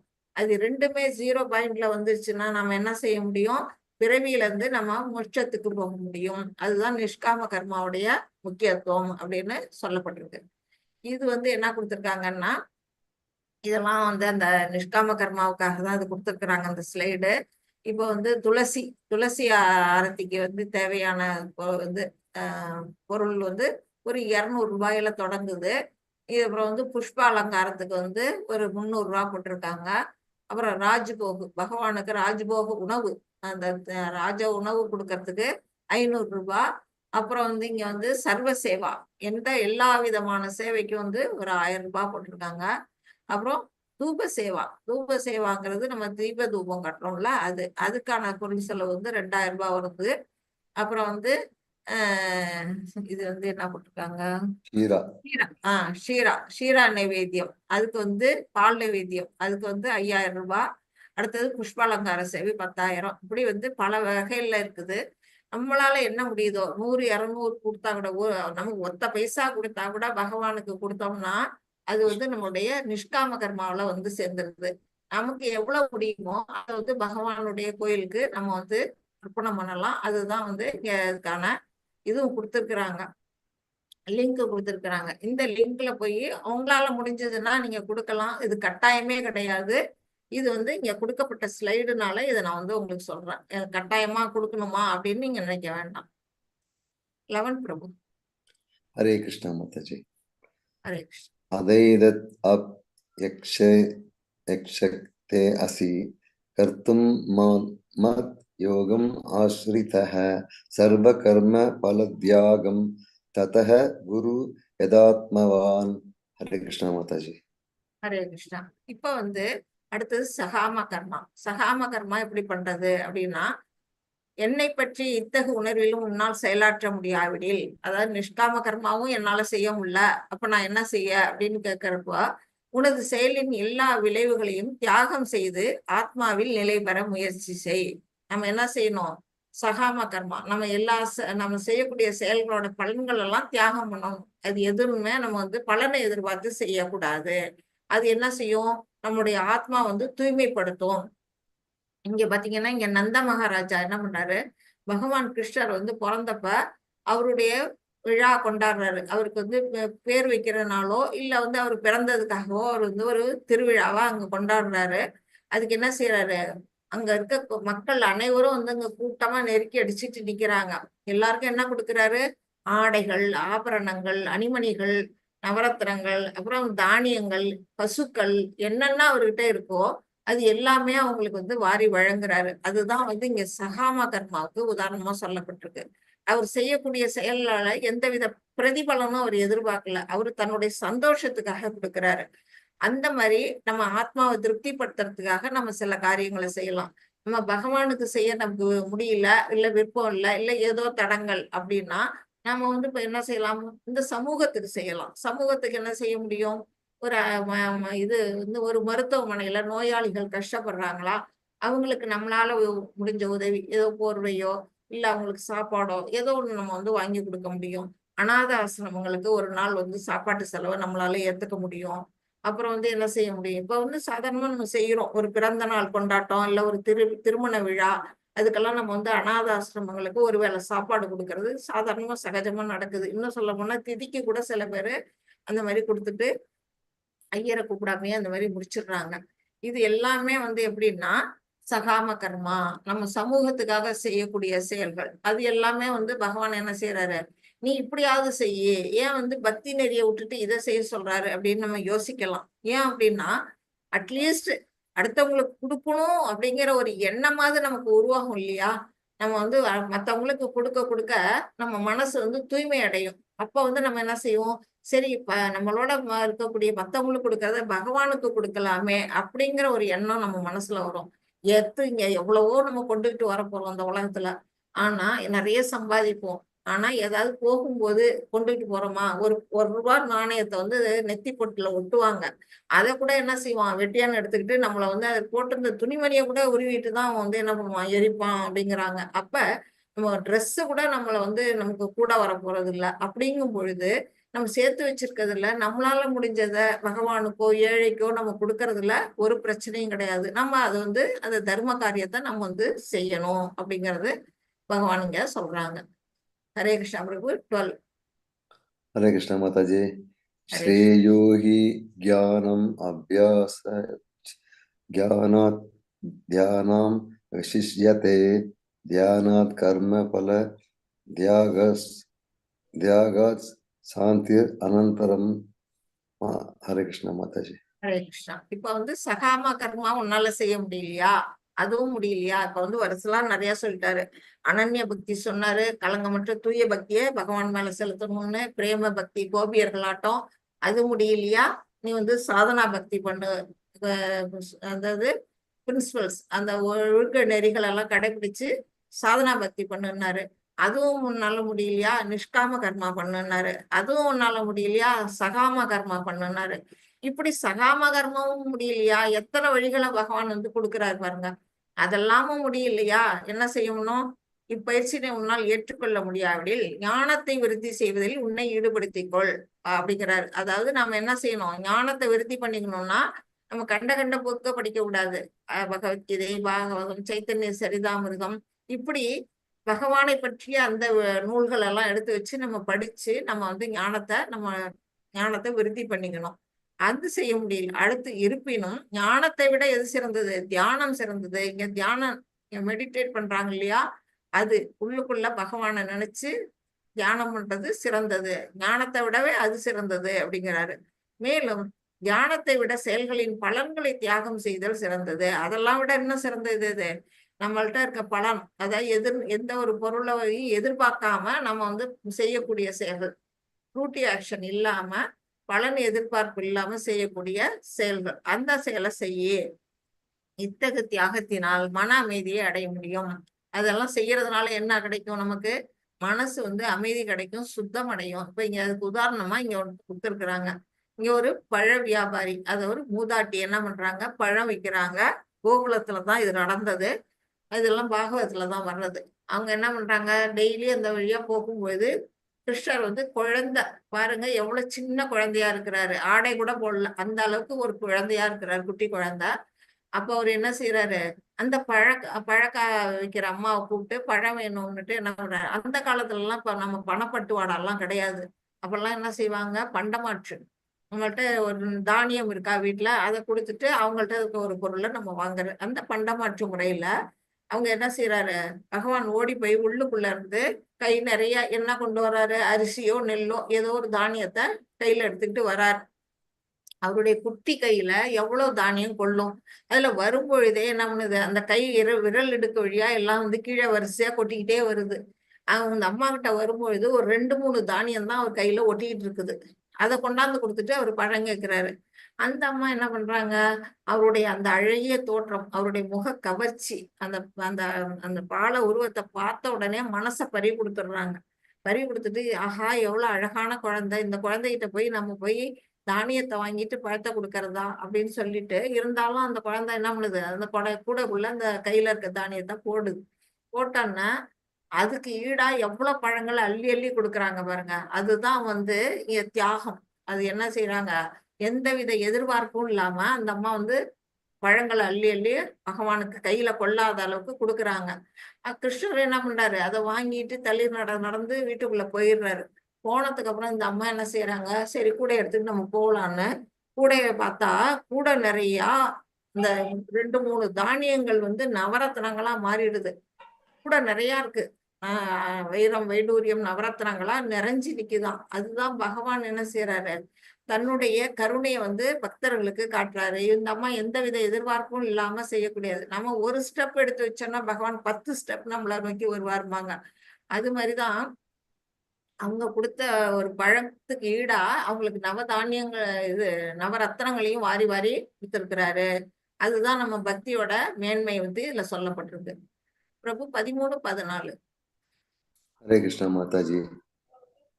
ஹரே கிருஷ்ணா. அத்வேஷ்டா சர்வபூதானாம் மைத்ரஹ கருண ஏவ ச நிர்மமோ நிரஹங்காரஹ சமதுஹ கசுஹ க்ஷமி சந்துஷ்டஹ சததம் யோகி யதாத்ம திருஷ்ணிச்சயஹ மய்யர் பிதமனோபு தத்திர்யோ மத்பக்தஹ சமே பிரியஹா. ஹரே கிருஷ்ண மாதாஜி. இப்ப பக்தியோட படிநிலைகள்லாம் பார்த்தோம். இப்ப என்ன சொல்றாங்க? இந்த ஸ்லோகத்துல இருந்து என்ன சொல்றாங்கன்னா, பகவானுக்கு பிரியமானவர்களா நாம மாறணும் அப்படின்னா, அவருக்கு ஃபேவரான விஷயங்களை செய்யணும் அப்படின்னு நினைச்சோம்னா, என்ன செய்யணும், என்னென்ன குணநலன்களை நாம வளர்த்துக்கணும் அப்படிங்கறத பத்தி இங்க சொல்லப்பட்டிருக்கு.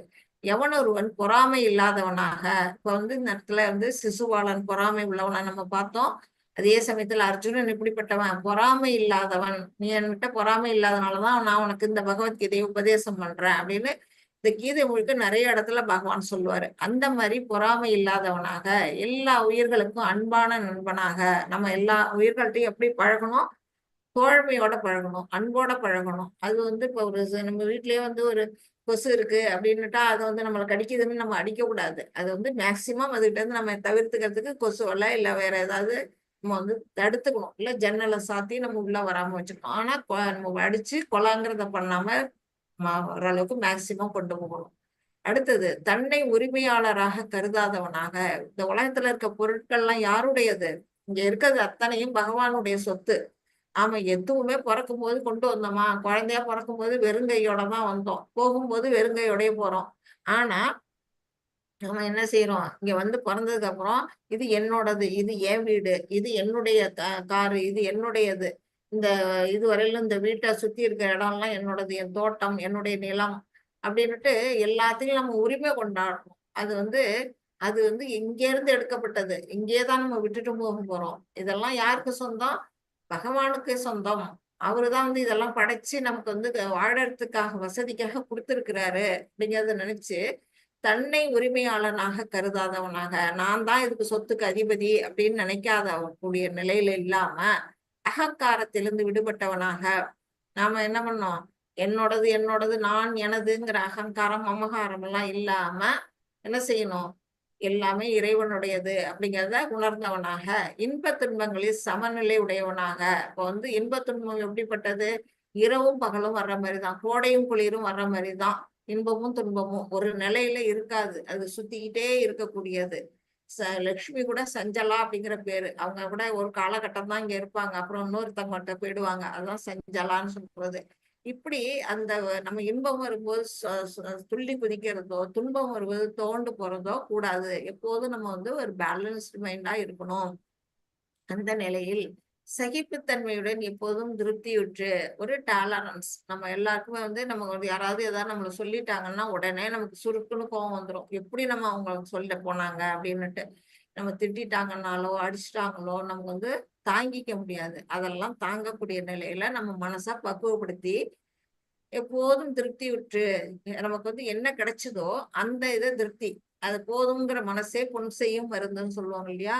நம்ம கிட்ட இருக்கிறத கொண்டு சந்தோஷமா நம்ம வாழ்க்கையை நடத்தணும். அடுத்தவங்களை பார்த்து அது மாதிரி நம்ம இல்லையே அப்படின்னு ஏங்கக்கூடாது. அந்த நிலையில் சுய கட்டுப்பாடு, நம்மளை நாமளே வந்து என்ன பண்ணுவோம், உடல் மனம் புத்தி எல்லாத்தையும் வந்து கட்டுப்படுத்தணும். அந்த நிலையில் தனது மனதையும் புத்தியும் எண்ணில் நிறுத்தி நம்ம வந்து கட்டுப்படுத்துறதுங்கிறது இப்படிதான் ஈஸியா வந்து நம்ம வந்து மனசை கட்டுப்படுத்தினா அது நிக்காது. இப்போ வந்து ஒரு வியாதியஸ்தன் இருக்கிறான், அவன் வந்து அவனுக்கு உடம்பு சரியில்லை, அவனுக்கு வந்து மருந்தை கொடுக்குறாங்க, அந்த மருந்து வந்து அது அவனுக்கு பிடிக்கல, அப்போ வந்து அதுக்கு மாற்று வழி என்ன அப்படின்னு யோசிக்கிறாங்க. அது மாதிரிதான் இப்ப நாம என்ன செய்யணும், நம்மளுடைய புலன்கள் மனசெல்லாம் வந்து என்ன பண்ணணும்னா பகவான் மேல திருப்பணும். நம்ம இங்க இருக்கிற ஆசையை திருப்பாம பொருள் பௌதிகத்துல ஈடுபடாம ஆன்மீகத்துல ஈடுபடும் பொழுது நம்மளுடைய மனமும் புத்தியும் என்ன செய்யும், ஆட்டோமேட்டிக்கா வந்து இதாகும், நமக்கு வந்து பகவான் மேல நிலைநிறுத்த முடியும். ஹையர் டெஸ்ட் அப்படின்னு சொல்லுவாங்க.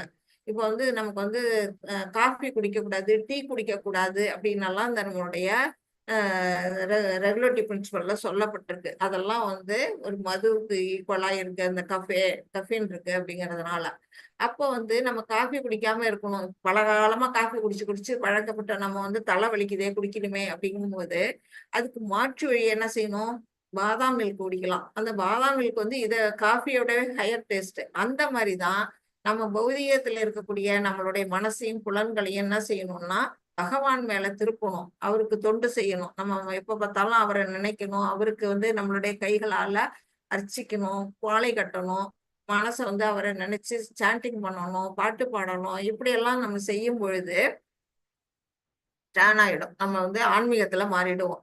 இப்படி எண்ணில் நிலைநிறுத்தி உறுதியுடன் பக்தி தொண்டில் ஈடுபட்டுள்ளானோ, இந்த நிலையில யார் ஒருத்தர் இருக்கிறாங்கோ அத்தகு பக்தன் எனக்கு மிகவும் பிரியமானவன், அப்படிப்பட்டவன் எனக்கு ரொம்ப ரொம்ப பிடிக்கும் அப்படின்னு பகவான் சொல்றாங்க. இந்த குணநலன்கள் அனைத்தும் யாருக்கிட்ட இருக்கு அப்படின்னு பார்த்தா, இங்க சுதாமா அப்படின்னு சொல்லக்கூடிய அவரு பகவானுடைய ஃப்ரெண்டு குஸ்டேலர், நம்ம எல்லாருக்கும் தெரியும். அவர்கிட்ட இந்த அத்தனை குணங்களும் அவர்கிட்ட இருக்குது. அந்த குணநலம் இருக்கிறதுனாலதான் அவரு துவாரகைக்கு வரும்பொழுது பகவான் என்ன செய்யறாரு, தன்னுடைய சீட்ல அவரை உட்கார வச்சுட்டு, ஆசனத்துல உட்கார வச்சு, அவருடைய கால்களை என்ன செய்யறாரு, தண்ணி கொண்டு அலம்பி சந்தனம் பூ தூவி அவரை வழிபாடு பண்றாரு வந்தவரை. அந்த அளவுக்கு மரியாதை கொடுக்கிறாரு. தன்னுடைய ராணியா இருக்கக்கூடிய அந்த ருக்மணி தாயார என்ன சொல்றாரு, கவரி சாமரம் வீச சொல்றாரு. அந்த மாதிரி பகவான் என்ன செய்யறாரு, தன்னுடைய பக்தனுக்கு மரியாதைய செய்யறாரு அப்படின்னு இந்த இடத்துல சொல்லப்படுது.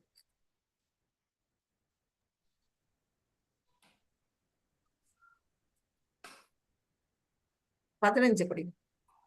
हरे कृष्ण माता जी। हरे कृष्ण। यस्मान् नोत विजयते लोको लोकान् नोत विजयते च यः हर्ष मर्ष भयोत्वैहैर् मुक्तो यः सच में प्रियः। हरे कृष्ण माता जी। हरे कृष्ण प्रभु। அப்புறம் என்ன சொல்லியிருக்காங்க, யாரை பிடிக்கும் அப்படின்னா, யாருக்கும் தொல்லை கொடுக்காமல், யாராலும் தொந்தரவு செய்யப்படாமல். இப்ப நாம அடுத்தவங்களுக்கு இடைஞ்சல் பண்ணக்கூடாது, அடுத்தவங்களும் நம்மளை இடைஞ்சல் பண்ண விடக்கூடாது. அவங்கள்ட்ட இருந்து ஒதுங்கி இருக்கணும். பக்கத்து வீட்டுக்காரன்ட்டெல்லாம் சதா சண்டை போட்டுக்கிட்டு இருப்பாங்க சில பேர். வீட்டுக்குள்ளேயே சண்டை நடக்கும், கணவன் மனைவிக்குள்ள சண்டை, குழந்தைகளுக்கு அப்பா அம்மாவுக்கு சண்டை, அதெல்லாம் இருக்கக்கூடாது. அதெல்லாம் அமைதியா எல்லாரும் என்னன்னா பக்தி நிலைக்கு போனா இதெல்லாம் இருக்காது. நம்மளால இன்னொருத்தவங்க கஷ்டப்படக்கூடாது, அவங்களால நாமளும் கஷ்டத்துக்கு ஆளாகக்கூடாது. அப்புறம் இன்பம் துன்பம் பயம் மற்றும் ஏக்கத்தில் இதுல இருந்தெல்லாம் சமநிலையோட ஒருவன் இருக்கின்றானோ அவன் எனக்கு மிகவும் பிரியமானவன் அப்படின்னு இதுல சொல்றாங்க. இதுல பாத்தீங்கன்னா இந்த பிக்சர்ல இங்க பகவான் சிவன் இருக்கிறாரு, பக்கத்துல தாயார் உமை பார்வதி தாயார் என்ன செய்யறாங்க, உட்கார்ந்து இருக்கிறாங்க. அவங்க கால் யார் மேல இருக்கு, பகவானுடைய சிவனுடைய கால் மேல அவங்க கால் இருக்குது. இப்ப இங்க தொண்டர்கள்லாம் சீடர்கள்லாம் இருக்காங்க. மேல அந்த புஷ்பக விமானத்துல யார் வரா அப்படின்னா, சித்திரகேது அப்படிங்கிற வித்யாதரன் பறந்து வந்துட்டு இருக்கிறாரு. அவரு பறந்து வந்துட்டு இருக்கும்போது இந்த காட்சியை அவர் பாக்குறாரு. பார்த்தோம்னா அவர் மனசுல என்ன வருது, என்னது, உலக நாயகன் பகவான் சிவபெருமான் அவரு அவருடைய மடி மேல தாயார் காலை வச்சுட்டு உட்கார்ந்து இருக்கிறாங்களே அப்படின்னு அவன் மனசுல நினைச்சு லைட்டா சொல்றான். அது எப்படின்னா, சிவபெருமான் காதுல விழுந்துருது, தாயார் காதுலயும் விழுந்துருது. அவர் உடனே சிவபெருமான் என்ன செய்யறாரு, சிரிக்கிறாரு. அவர் சிரிப்பு வந்துருது, சிரிக்கிறாரு, கோவப்படல. ஆனா தாயாருக்கு கோபம் வந்துருது. அது எப்படி ஒரு வித்யாதரன் நம்மள இந்த மாதிரி நினைச்சான், நான் என்னுடைய கணவர் மேல கால் நான் வச்சிருக்கிறேன், அதுல இவனுக்கு என்ன வந்தது அப்படிங்கிற மாதிரி அவங்க கோபம் என்ன செய்யறாங்க, சாபம் கொடுத்துடுறாங்க. நீ இந்த நீ ஒரு தாழ்ந்த குணத்துல, அதாவது அசுர குலத்துல போய் விருத்தாசுரனா நீ பிறக்க கடவாய் அப்படிங்கிற மாதிரி ஒரு சாபத்தை கொடுத்துடுறாங்க. அவர் என்ன பண்றாரு, அந்த சாபத்தை கட்டணும்னு கீழே இறங்கி வராரு, அந்த பல்லக்குல இறங்கி வராரு. அவங்கள்ட்ட மன்னிப்பு கேட்கிறாரு. நான் தெரியாதனமா அந்த மாதிரி நினைச்சிட்டேன், என்னை மன்னிச்சுங்கன்னு மன்னிப்பு கேட்டுட்டு, இருந்தாலும் நான் உங்களோட சாபத்தை ஏத்துக்கிறேன் அப்படிங்கிறாராம். ஏன்னா அவர் ஒரு விஷ்ணு பக்தர், கிருஷ்ண பக்தர் அவரு. அதனால அந்த தாயார் சபிச்சதையும் அவர் ஏத்துக்கிறாரு. மறுபிறவி அந்த மாதிரியே அவரு அசுரனா பிறக்கிறாரு. அது அவர் போனதுக்கு அப்புறம் சிவபெருமான் கேட்கிறாராம், ஏம்மா இந்த மாதிரி அவரை போய் சபிச்ச, அவன் சிறந்த ஒரு பக்தன், அவனை போய் சபிச்சிட்டியே அப்படின்னு அவங்க சொல்லுவாங்களாம். அந்த மாதிரி சபிச்சாலும் அவர் எப்படிங்கிறாரு, இன்பம் துன்பம் பயம் மற்றும் ஏக்கம், அதாவது இவங்க சாபம் கொடுத்தா கூட அது வரமா ஏத்துக்கிறாரு. அந்த ஒரு நிலை, அந்த மாதிரி ஒரு நிலையில இருக்கக்கூடிய நிலைதான் பகவான் என்ன பண்றாரா, விருப்பப்படுறார் அப்படிங்கிறது இங்க சொல்லப்பட்டிருக்கு. 16 பிரபு. ஹரே கிருஷ்ண மாதாஜி. மறைக்கிறது 12.16 மறைக்குது, மறைக்குது அவங்களுக்கு. அந்த 12:16 போட்டிருக்கு இல்லையா, அது நிறைய மறைக்கிறது. ஒரு நிமிஷம் டச் பண்ணி மேல பண்ணுங்க மாதாஜி, சைடுல பண்ணுங்க. அதான் மாதாஜி பாக்கலாம். இப்ப தெரியுதா பிரபு? தெரியுது. ஒரு நிமிஷம். அனபேக்ஷ சுச்சிர் தக்ஷ உதாசீனு கத व्यक्तः सर्वारंभ यागी यो मत भक्तः समे प्रियः. हरे कृष्ण माता जी. ஹரே கிருஷ்ணா. எவனொருவன் சாதாரண செயல்களை சார்ந்து வாழாமல் தூய்மையாக, நிபுணனாக, கவலைகள் இன்றி எல்லாவித வழிகளிலிருந்து விடுபட்டவனாக, ஏதேனும் பலனுக்காக முயற்சி செய்யாதவனாக உள்ளானோ அத்தகு பக்தன் எனக்கு மிகவும் பிரியமானவன். இந்த இடத்துலயும் குஷியாளர் தான் வந்து கொடுத்துருக்குறாங்க. அவர் எப்படி இருக்கிறாரு? ஒரு குடிசை வீடு, அதுவும் அந்த குடிசை கூட நிறைய பிஞ்சு போய் கிடக்கு. அவங்களோட ஏழ்மை தோற்றம் கண்ணால பார்த்தாலே தெரியும். அவங்க குழந்தைங்கள்லாம் பட்னியில கிடக்குறாங்க. அப்படி இருந்தும் அவர் என்ன பண்றாரு? அவருடைய க்ளோஸ் ஃப்ரெண்டு தான் பகவான் கிருஷ்ணர், துவாரகைக்கு ராஜாவா இருக்கிறாரு. ஆனாலும் அவர் என்ன செய்யறாரு? யாரையும் சார்ந்து வாழக்கூடாது அப்படிங்கிற மாதிரி தன்னுடைய நிலையிலேயே அவர் கஷ்டத்தை அனுபவிச்சுட்டு வாழ்ந்துட்டு இருக்கிறாரு தூய்மையோட. கவலைகள் எதுவுமே இல்லை அவர்கிட்ட, எந்தவித கவலையும் இல்லை. ஆனா அவங்களுடைய மனைவியா இருக்க சுசீலை என்ன பண்றாங்க? கவலைப்படுறாங்க. தன்னுடைய குழந்தைகள் பட்டினி கிடக்கிறத எந்த தாயால பொறுத்துக்க முடியும்? அவங்க கவலைப்படுறாங்க. ஆனா இவர் அதை பத்தியும் கூட கவலைப்படல. எல்லா விதமான வழிகளிலிருந்து விடுபட்டவனாக, எந்தவித பலனுக்கும் முயற்சி பண்ணாத. போய் ஃப்ரெண்டை பார்த்தா அவர் கொடுப்பாரு, நிறைய அள்ளி அள்ளி கொடுப்பாரு. ஆனா அந்த முயற்சி எதுவுமே அவர் செய்யக்கூடிய நிலையில இல்ல. அவங்கதான் என்ன பண்றாங்க? வற்புறுத்தி நீ போய் பார்த்துட்டு வா அப்படின்னு வந்து சொல்லுவாங்க. போய் கிருஷ்ணரை பார்த்துட்டு வா அப்படின்னு. அப்ப கூட நான் எப்படி சும்மா போவேன்? கிருஷ்ணரை வந்து பார்க்க போகணும்னா ஏதாவது கையில எடுத்துட்டு போகணுமே அப்படின்னோன்னா, அவங்க மனைவி என்ன செய்யறாங்க? பக்கத்துல இருக்க வீட்டுல எல்லாம் போய் கடன் வாங்குறாங்க. அந்த அவள் கூட வீட்டுல இல்ல. கடன் வாங்கி ஒரு புடி அவளை கொஞ்சோண்டு அவளை எல்லா வீட்லயும் 4 வீட்டுல கடன் வாங்கி ஒரு பழைய துணியில கட்டி கொடுப்பாங்க. அப்படிப்பட்ட நிலையில தான் அவரு வாழறாரு. ஆனாலுமே என்ன பண்றாரு? யாருக்கிட்டையும் யாசகம் கேட்க கூடாது, தன்னுடைய ஃப்ரெண்டு நட்புக்கு வந்து களங்கம் விளைவிக்க கூடாது அப்படின்னு அந்த கஷ்டத்திலயும் வந்து ஒரு நல்ல ஒரு தன்மையோட அவர் இருக்கிறார், கண்ணியத்தோட வாழறாரு. அப்படிப்பட்ட பக்தன் எனக்கு மிகவும் பிரியமானவன் அப்படின்னு இங்க சொல்லப்பட்டிருக்கு. 17 பிரபு. हरे कृष्ण माचार्य. ஹரே यो न हृष्यति न द्वेष्टि न सो सती न कांक्षति शुभाशुभ प्रियत्यागी भक्तिमान यह समे प्रियः. हरे कृष्ण माता जी. ஹரே கிருஷ்ணா. இப்ப வந்து இன்னொன்னு சொல்றாங்க. எவனொருவன் ஒருபோதும் மகிழ்வதில்லையோ, துன்பப்படுவதில்லையோ, அதாவது சந்தோஷம் வரும்போது மகிழ்ச்சி, துக்கம் வரும்போது துன்பம், புலம்புவதில்லையோ. இப்ப வந்து அதுக்கு உதாரணமா இங்க வந்து நம்மளுடைய பிரகலாத் மகாராஜா கொடுத்துருக்குறாங்க. அவருக்கு வந்து சின்ன குழந்தையிலேயே அவர் வந்து நாராயணரை வந்து தெய்வமா வழிபட்டுக்கிட்டு இருக்காரு. இரண்யகசிபு என்ன பண்றாரு? எவ்வளவோ சொல்லி பாக்குறாரு, கேட்கல. ஆனா அப்ப வந்து அவருக்கு துன்பம் எல்லாம் நிறைய கொடுக்குறாங்க. என்னென்ன துன்பம்? இங்க பாருங்க, சவுக்கு எடுத்துட்டு ஒருத்தன் வந்து அடிக்க வரான். இங்க வந்து ஈட்டியால ஒருத்தவங்க குத்த வராங்க. யானையோட காலால வச்சு மிதிக்கிறதுக்கு வராங்க. கடல்ல தூக்கி போட்டுறாங்க. நெருப்புல போட்டு பொசுக்க பாக்குறாங்க. அந்த நிலையில எல்லாம் அவர் என்ன பண்றாரு? ஒரு தடவை கூட வந்து அவர் வருத்தமே படல, புலம்பவும் இல்ல, வருத்தமும் படல. ஒரே நிலை, எப்போது உட்கார்ந்துட்டு ஓம் நமோ நாராயணா அதே வந்து உச்சாடனம் பண்றாரு.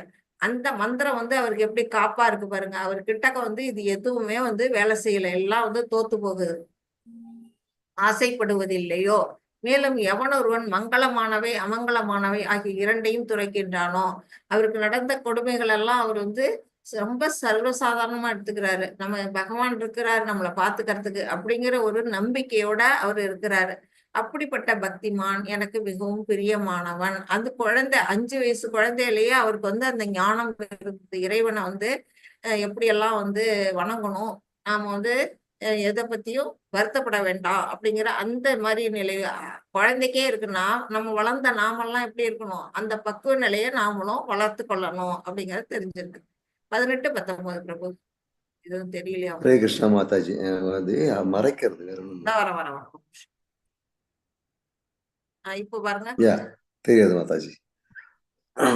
समः क्षौत्रौ च मित्रे च तदा मानयोः शीतोष्ण सुखदुःखेषु समसङ्ग विवर्जितः तुल्यनिता श्रुतिर्मौनी संतुष्टो येन केनचित् अनिकेतः स्थिरमतिर् भक्तिमान में प्रियो नरहा. हरे कृष्ण माताजी. ஹரே கிருஷ்ணா. எவனொருவன் நண்பர்களையும் எதிரிகளையும் சமமாக பாவித்து, நமக்கெல்லாம் மனசு வருமா? நண்பன்னா அவங்கள குத்திக்கு வச்சு கொண்டாடுவோம். வீட்டுக்கு வரும்போதே ஆகாவோ கண் புகழ்வோம். எதிரியை கண்டா ஏன்டா நம்ம வீட்டுக்கு இவங்க வர்றாங்களோ அப்படின்னு முகத்தை காட்டுவோம். அது மாதிரி அந்த நிலை இருக்கவே கூடாது. எதிரியையும் சமமா பாவிக்கணும். அதுதான் வந்து நல்ல ஒரு நிலை.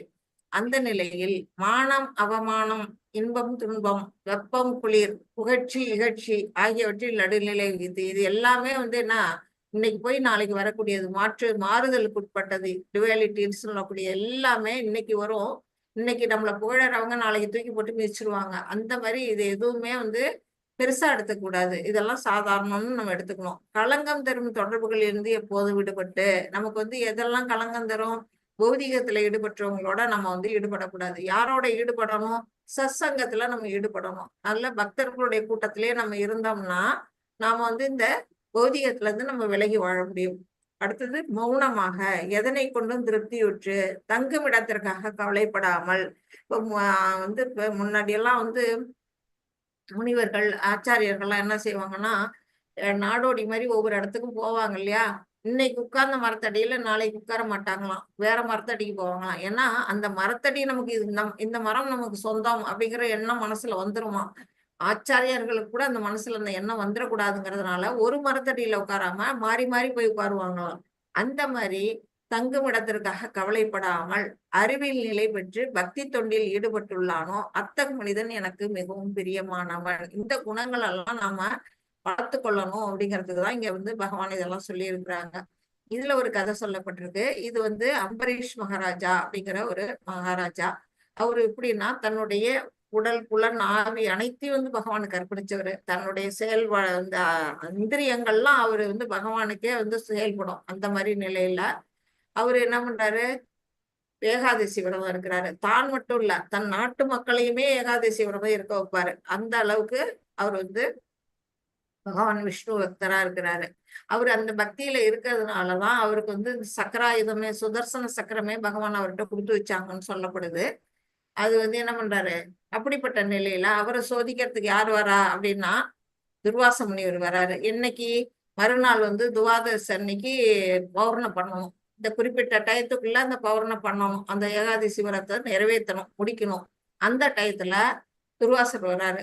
வந்து நீ ஏகாதசி விரதம் இருக்கிற, நீ வந்து இது துவாதசி விரதம் முடிக்கிறதுக்கு முன்னாடி நானும் வந்துடுறேன், சேர்ந்து சாப்பிடலாம் அப்படின்னு சொல்லிட்டு நான் போய் குளிச்சுட்டு வந்துடுறேன் நதியில அப்படின்னு சொல்லிட்டு போறாரு. போனவர் தான், திரும்பி வரவே காணும். இவரு வந்து என்ன பண்றாங்க, டைமா ஓடிட்டு இருக்கு. அந்த டைம் குறிப்பிட்ட டயத்துக்குள்ள அந்த பௌர்ணம் பண்ணணும்.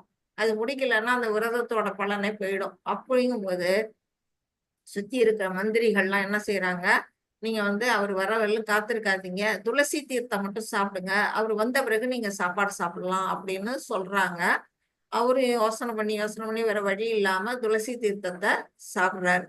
சாப்பிட்ட அடுத்த நிமிஷம் வந்துடுறாரு துர்வாசர். வந்து என்ன பண்றாரு, எப்படி நீ என்னை விட்டுட்டு பௌர்ணமியை முடிச்ச அப்படின்னு. அதுக்கு தானே வம்பு வழக்க தானே வந்திருக்கிறாரு.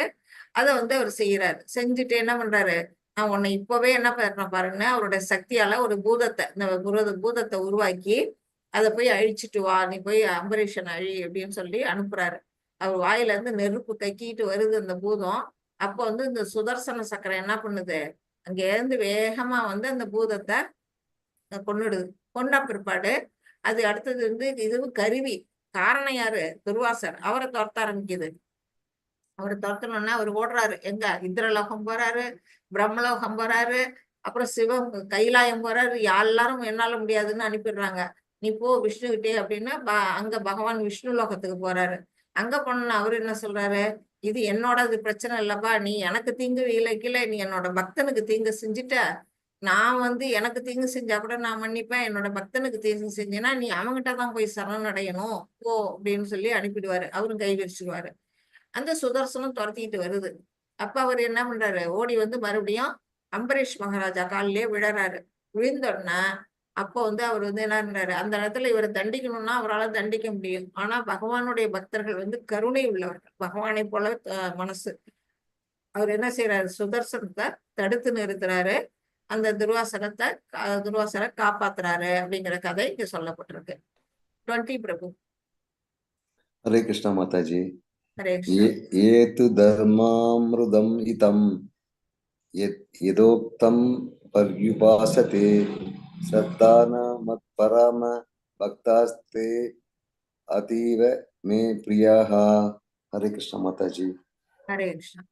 பக்தி துண்டு என்னும் இந்த அழிவற்ற பாதையை பின்பற்றி என்னை பரம இலக்காக வைத்து பகவானே இலக்கா வச்சு நம்பிக்கையோட தன்னை ஈடுபடுத்தவர்கள், நம்ம வந்து அந்த வழியில பாதையில போயிட்டோம்னா எனக்கு மிக மிக பிரியமானவர்கள். அப்படிப்பட்ட பக்தர்கள் வந்து எனக்கு ரொம்ப ரொம்ப பிரியமானவர்கள் அப்படின்னு பகவான் சொல்றாங்க. அதுக்கு ஒரு பக்தருடைய கதை தான் இங்க கொடுக்கப்பட்டிருக்கு. வில்வமங்கல டாகூர் அப்படிங்கிறவருடைய கதை. அவர் வந்து வந்து என்ன பண்றாரு, அவருடைய முந்தைய வாழ்க்கையில அவர் எப்படி இருக்கிறாருன்னா, ஒரு நிமிஷம் இங்க இருந்திருக்காங்க. அவர் வந்து என்ன, விஷ்ணு சுவாமி வைஷ்ணவ சம்பிரதாயத்தை ஆச்சாரியரா அவர் இருக்கிறாரு இப்ப வில்வமங்கல டாகூர் இந்த வாழ்க்கையில. ஆனா அதுக்கு முதல் பிரிவில என்னவா இருக்கிறாருன்னா, ஒரு கிருஷ்ண பக்தரா தான் அவர் இருக்கிறாரு. கிருஷ்ண பக்தரா இருந்துட்டு என்ன பண்றாரு, பாகவத கைங்கரியங்களை ஈடுபடுறதுக்கு தன்னுடைய பொருள் எல்லாம் செலவு பண்றாரு. செலவு பண்ணி அது என்ன பண்றது, பணம் இல்லாம போயிடுது. அந்த மாதிரி நேரத்துல அந்த நாட்டு இளவரசி வந்து இறந்து போயிடுறாங்க. அவங்கள வந்து புதைக்கிறதுக்காக சுடுகாட்டு கொண்டு வராங்க. அவங்க மேல அவ்வளோ நகைகள் இருக்கு. அதை பார்த்தோம்னா இவருக்கு வந்து சரி நமக்கு ஒரு வழி கிடைச்சதுன்னு அவங்க எல்லாம் போன விட்டு அந்த அந்த புதைச்ச இடத்த தோண்டி அவங்க மேல இருக்க நகையெல்லாம் எடுக்க பாக்குறாரு. அப்போ வந்து அந்த இளவரசி வந்து பேசுது. அது என்ன ஒரு நகை பைத்தியம். அதனால வந்து இறந்து போன பிறகும் அது வந்து நகையை கொடுக்க மாட்டேங்குது. ஏன்னா வந்து அது மேல அவ்வளவு இதா இருக்கிறதுனால அது பேசுது. பேசி என்ன சொல்லுது, என் நகையெல்லாம் நீ எடுக்கக்கூடாது, உனக்கு என்ன காசு தானே வேணும், நீ போய் எங்க அப்பா கிட்ட கேளு, அவர் நிறைய பொக்கிஷம் வச்சிருக்கிறாரு, என்னோட கட்டிலுக்கு கீழேயே ஒரு பெட்டி நிறைய நகை இருக்குது, நீ போய் கேட்டீங்கன்னா அவர் கொடுப்பாரு அப்படின்னு சொல்லி அனுப்புது. சரி நமக்கு வேண்டியது பணம் தானே, இது எடுத்தான்னா அது எடுத்தான்னாங்கிற மாதிரி அவர் போய் ராஜா கிட்ட கேட்கிறாரு. இந்த மாதிரி உங்களுடைய மகளுடைய இது வந்து பிரேதத்துல இருந்து இந்த மாதிரி கேட்டேன், அதனால நீங்க வந்து எனக்கு பொருளுதவி பண்ணணும்னா, தன்னுடைய மகள் ஆசைப்பட்டதை வந்து ராஜா நிறைவேற்றுறதுக்காக கட்டிலுக்கு கீழே இருக்க போய் பாக்குறாங்க. நிறைய பெட்டி நிறைய நகை இருக்கு, எடுத்து இவருக்கு கொடுக்குறாங்க. கொடுத்தோன்னா அவர் அதை சந்தோஷமா வாங்கிட்டு போய் என்ன பண்றாரு, மறுபடியும் பகவானுக்கான திருவிழாக்கள், பிரசாதம், அதே மாதிரி எல்லா விஷயங்கள்லயும் செலவு பண்றாரு. இஷ்டத்துக்கு நிறைய பண்றாரு. பகவானுக்கு தான் செலவு பண்றாரு. ஆனாலும் அது எவ்வளவு காலம் வந்து நிக்கும், அந்த பொருளும் கைவிட்டு போயிடுது, தீந்து போயிடுது. தீந்து போனதுக்கு அப்புறம் மறுபடியும் என்ன பண்றாரு, சரி அந்த இளவரசி மேல இருக்க நகையை போய் எடுக்கலாம்னு மறுபடியும் அதை எடுக்கிறதுக்கு வராரு. அப்போ வந்து இளவரசி வந்து இவருக்கு சாபம் கொடுத்தது. என்ன பண்ணுது, நான் சொல்லியும் கேட்காம மறுபடியும் என் மேல இருக்க நகையை எடுக்க நீ வரியா, உன்னை வந்து அடுத்த பிறவி வந்து ஒரு ஒழுக்கங்கட்ட பிறவியா வந்து நீ பிறப்ப, நல்ல ஒரு குடும்பத்துல பிறந்தாலுமே ஒழுக்கங்கட்ட பிறவியில நீ வாழ்க்கை வாழ்வ அப்படின்னு சொல்லி சாபம் கொடுத்தது. அதனால அவர் என்ன பண்றாரு, மறுபிறவி பில்வமங்கல டாகூர்ங்கிற பேர்ல வந்து பிறந்தாலும் அவர் என்ன செய்யறாரு, ஒரு சிந்தாமணி அப்படின்னு சொல்லக்கூடிய ஒரு விபச்சாரியோட தொடர்பு வச்சுக்கிறாரு. இவர் நல்லா பாட்டெல்லாம் பாடுவாரு, அவங்க ஆடுவாங்க, 2 பேரும் பக்தியிலயும் இருப்பாங்க. ஆனா வாழ்க்கை எப்படி இருக்கும், தவறான ஒரு வாழ்க்கை. அந்த நிலையில இருக்கக்கூடிய நிலையில அவர் வந்து இப்படியே காலம் ஓடுது. ஒரு குறிப்பிட்ட இதுல வந்து அவங்க அப்பா வந்து இறந்து போறாரு. அவருக்கு செய்ய வேண்டிய கடைசி கால செயலெல்லாம் செய்யாம அவர் என்ன பண்றாரு, வந்து அந்த சிந்தாமணியை நினைச்சிட்டு அவங்க வீட்டுக்கு போகணும் அப்படின்னு நினைக்கிறாரு. அதுவும் எப்பேற்பட்ட நேரம்னா இரவு நேரம், மழை பெய்யுது, புயல் அடிக்குது, ஆத்துல வெள்ளம் கரைஞ்சு புரண்டு ஓடுது. இவர் வந்து சிந்தாமணி வீட்டுக்கு போகணும்னு நினைக்கிறாரு. அப்போ வந்து என்ன பண்றாரு, அவங்க வீட்டுல இருக்கக்கூடியவங்க எல்லாம் தடுக்கிறாங்க. இப்ப போகாத, உன்னுடைய அப்பா இறந்திருக்கிறாரு, அவருடைய காரியம் எல்லாம் முடிச்சிட்டு நீ போகணும். அதெல்லாம் கேட்கல. அந்த அளவுக்கு மனசுல வெறி, காம வெறி. அவர் என்ன பண்றாரு, போறாரு. போய் அங்க பார்த்தா ஆத்த கடக்கிறதுக்கு வெள்ளம் போகுது. அதனால படகோட்டியை கூப்பிட்டு கேட்கிறாரு, நான் நிறைய காசு தரேன், நீ என்னை கொண்டு அக்கறையில விடு அப்படின்னு வந்து சொல்றாரு. பணம் இருக்கு, அதனால கேட்கிறாரு. அப்ப வந்து படகோட்டி சொல்றான், நீ பணம் கொடுத்துருவ, ஆனா இந்த வெள்ளத்துல போய் நான் அடிச்சுட்டு போயிட்டேன்னா எனக்கு அந்த பணம் என்னத்துக்கு உதவும், என் உயிர் தானே எனக்கு முக்கியம், நான் வரமாட்டேன் அப்படின்னு சொல்லிடுறாரு.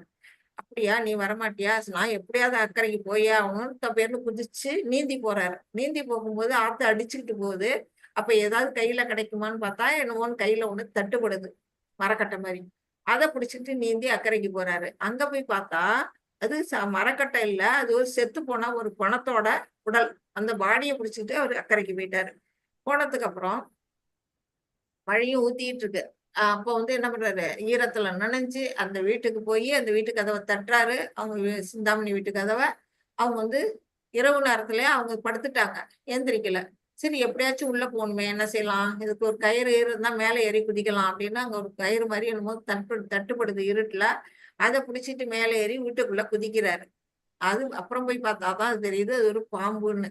இப்படி வீட்டுக்குள்ள குதிச்சோன்னா அவங்க வந்து திடுக்கிட்டு போய் அவங்க வந்து கேக்குறாங்க, நீங்க ஏன் இந்த நேரத்துல இப்ப வந்தீங்க அப்படின்னு கேக்குறாங்க. அவங்க திருந்தி வாழ ஆரம்பிச்சுட்டாங்க. இந்த வாழ்க்கையை விட்டுட்டு பகவான் மேல பக்தியோட வாழ ஆரம்பிச்சுட்டாங்க. அப்படிப்பட்ட நிலையில இவர் வந்தோன்னா அவங்ககிட்ட கேக்குறாங்க. இப்ப அவர் சொல்றாரு, நான் வந்து ஒரு பணத்தை பிடிச்சிட்டு உனக்காக ஆத்த கடந்து வந்தேன், ஒரு பாம்பை பிடிச்சிட்டு உன் வீட்டுல ஏறி குதிச்சேன், உன் மேல உள்ள ஆசையினாலதான் வந்தேன்னு சொன்னேன். இவ்வளவு கஷ்டப்பட்டு நீ என்ன பார்க்க வந்ததுக்கு இந்த முயற்சிகள் எல்லாம் நீ இறைவன் மேல திருப்பினா, இவ்வளவு அஹ், உன்னுடைய செயல்கள் எல்லாம் நீ இறைவன் மேல திருப்பினா உன்னுடைய அடுத்த பிறவிங்கிறதே இல்லாம மோட்ச நிலைக்கு போக முடியுமே அப்படின்னு அவங்க சொன்னோன்னா அவருக்கு சொரேர்ந்தது. அப்பதான் அவர் என்ன பண்ணாரு, தன்னுடைய எவ்வளவு கேவலமான ஒரு வாழ்க்கையை நம்ம வாழ்ந்திருக்கிறோம், பகவானுடைய நினைவே அறவே இல்லாம அப்படின்னு சொல்லி அந்த சிந்தாமணியே என்ன பண்றாங்க, அவங்களுக்கு குரு மாதிரி ஆயிடுறாங்க. உடனே நான் அந்த நிமிஷமே வராரு, வெளியில வராரு, வீட்டை துறக்கிறாரு, பொன் பொருள் எல்லாம் திறந்துடுறாரு, வந்து கையில சப்பலா கட்டையை எடுத்துக்கிட்டு பகவானை பாட்டு பாடிக்கிட்டு இது போயிடுறாரு, பக்தி வாழ்க்கைக்கு போயிடுறாரு. அந்த நிலையில அவர் போனதுக்கு அப்புறமும் பிருந்தாவனத்துல ஒரு பிராமணருடைய வீட்டுல ஒரு நாள் தங்க நேரிடுது அவருக்கு. அப்போ வந்து இந்த பிராமண பெண் மேல இவருக்கு மறுபடியும் அந்த எண்ணம் வருது, காம எண்ணம் வருது. அது வந்து பழைய நினைவு, அந்த சிந்தாமணியோட ஞாபகத்துல ஒரு காமத்தோட நோக்குறாரு. அதை பார்த்தோன்னா அந்த பெண்மணிக்கு ரொம்ப பிடிக்கல. அவங்க தன்னுடைய கணவற்ற சொல்றாங்க, பொறுத்துக்கமா நாளைக்கு போயிடுவாரு அப்படின்னு. அவங்களும் வந்து ஒரு துறவியை வந்து நம்ம மனம் நோக விடக்கூடாது அப்படின்னு சொன்னோம்னா இவரே தன்னுடைய தப்பை உணர்ந்துடுறாரு.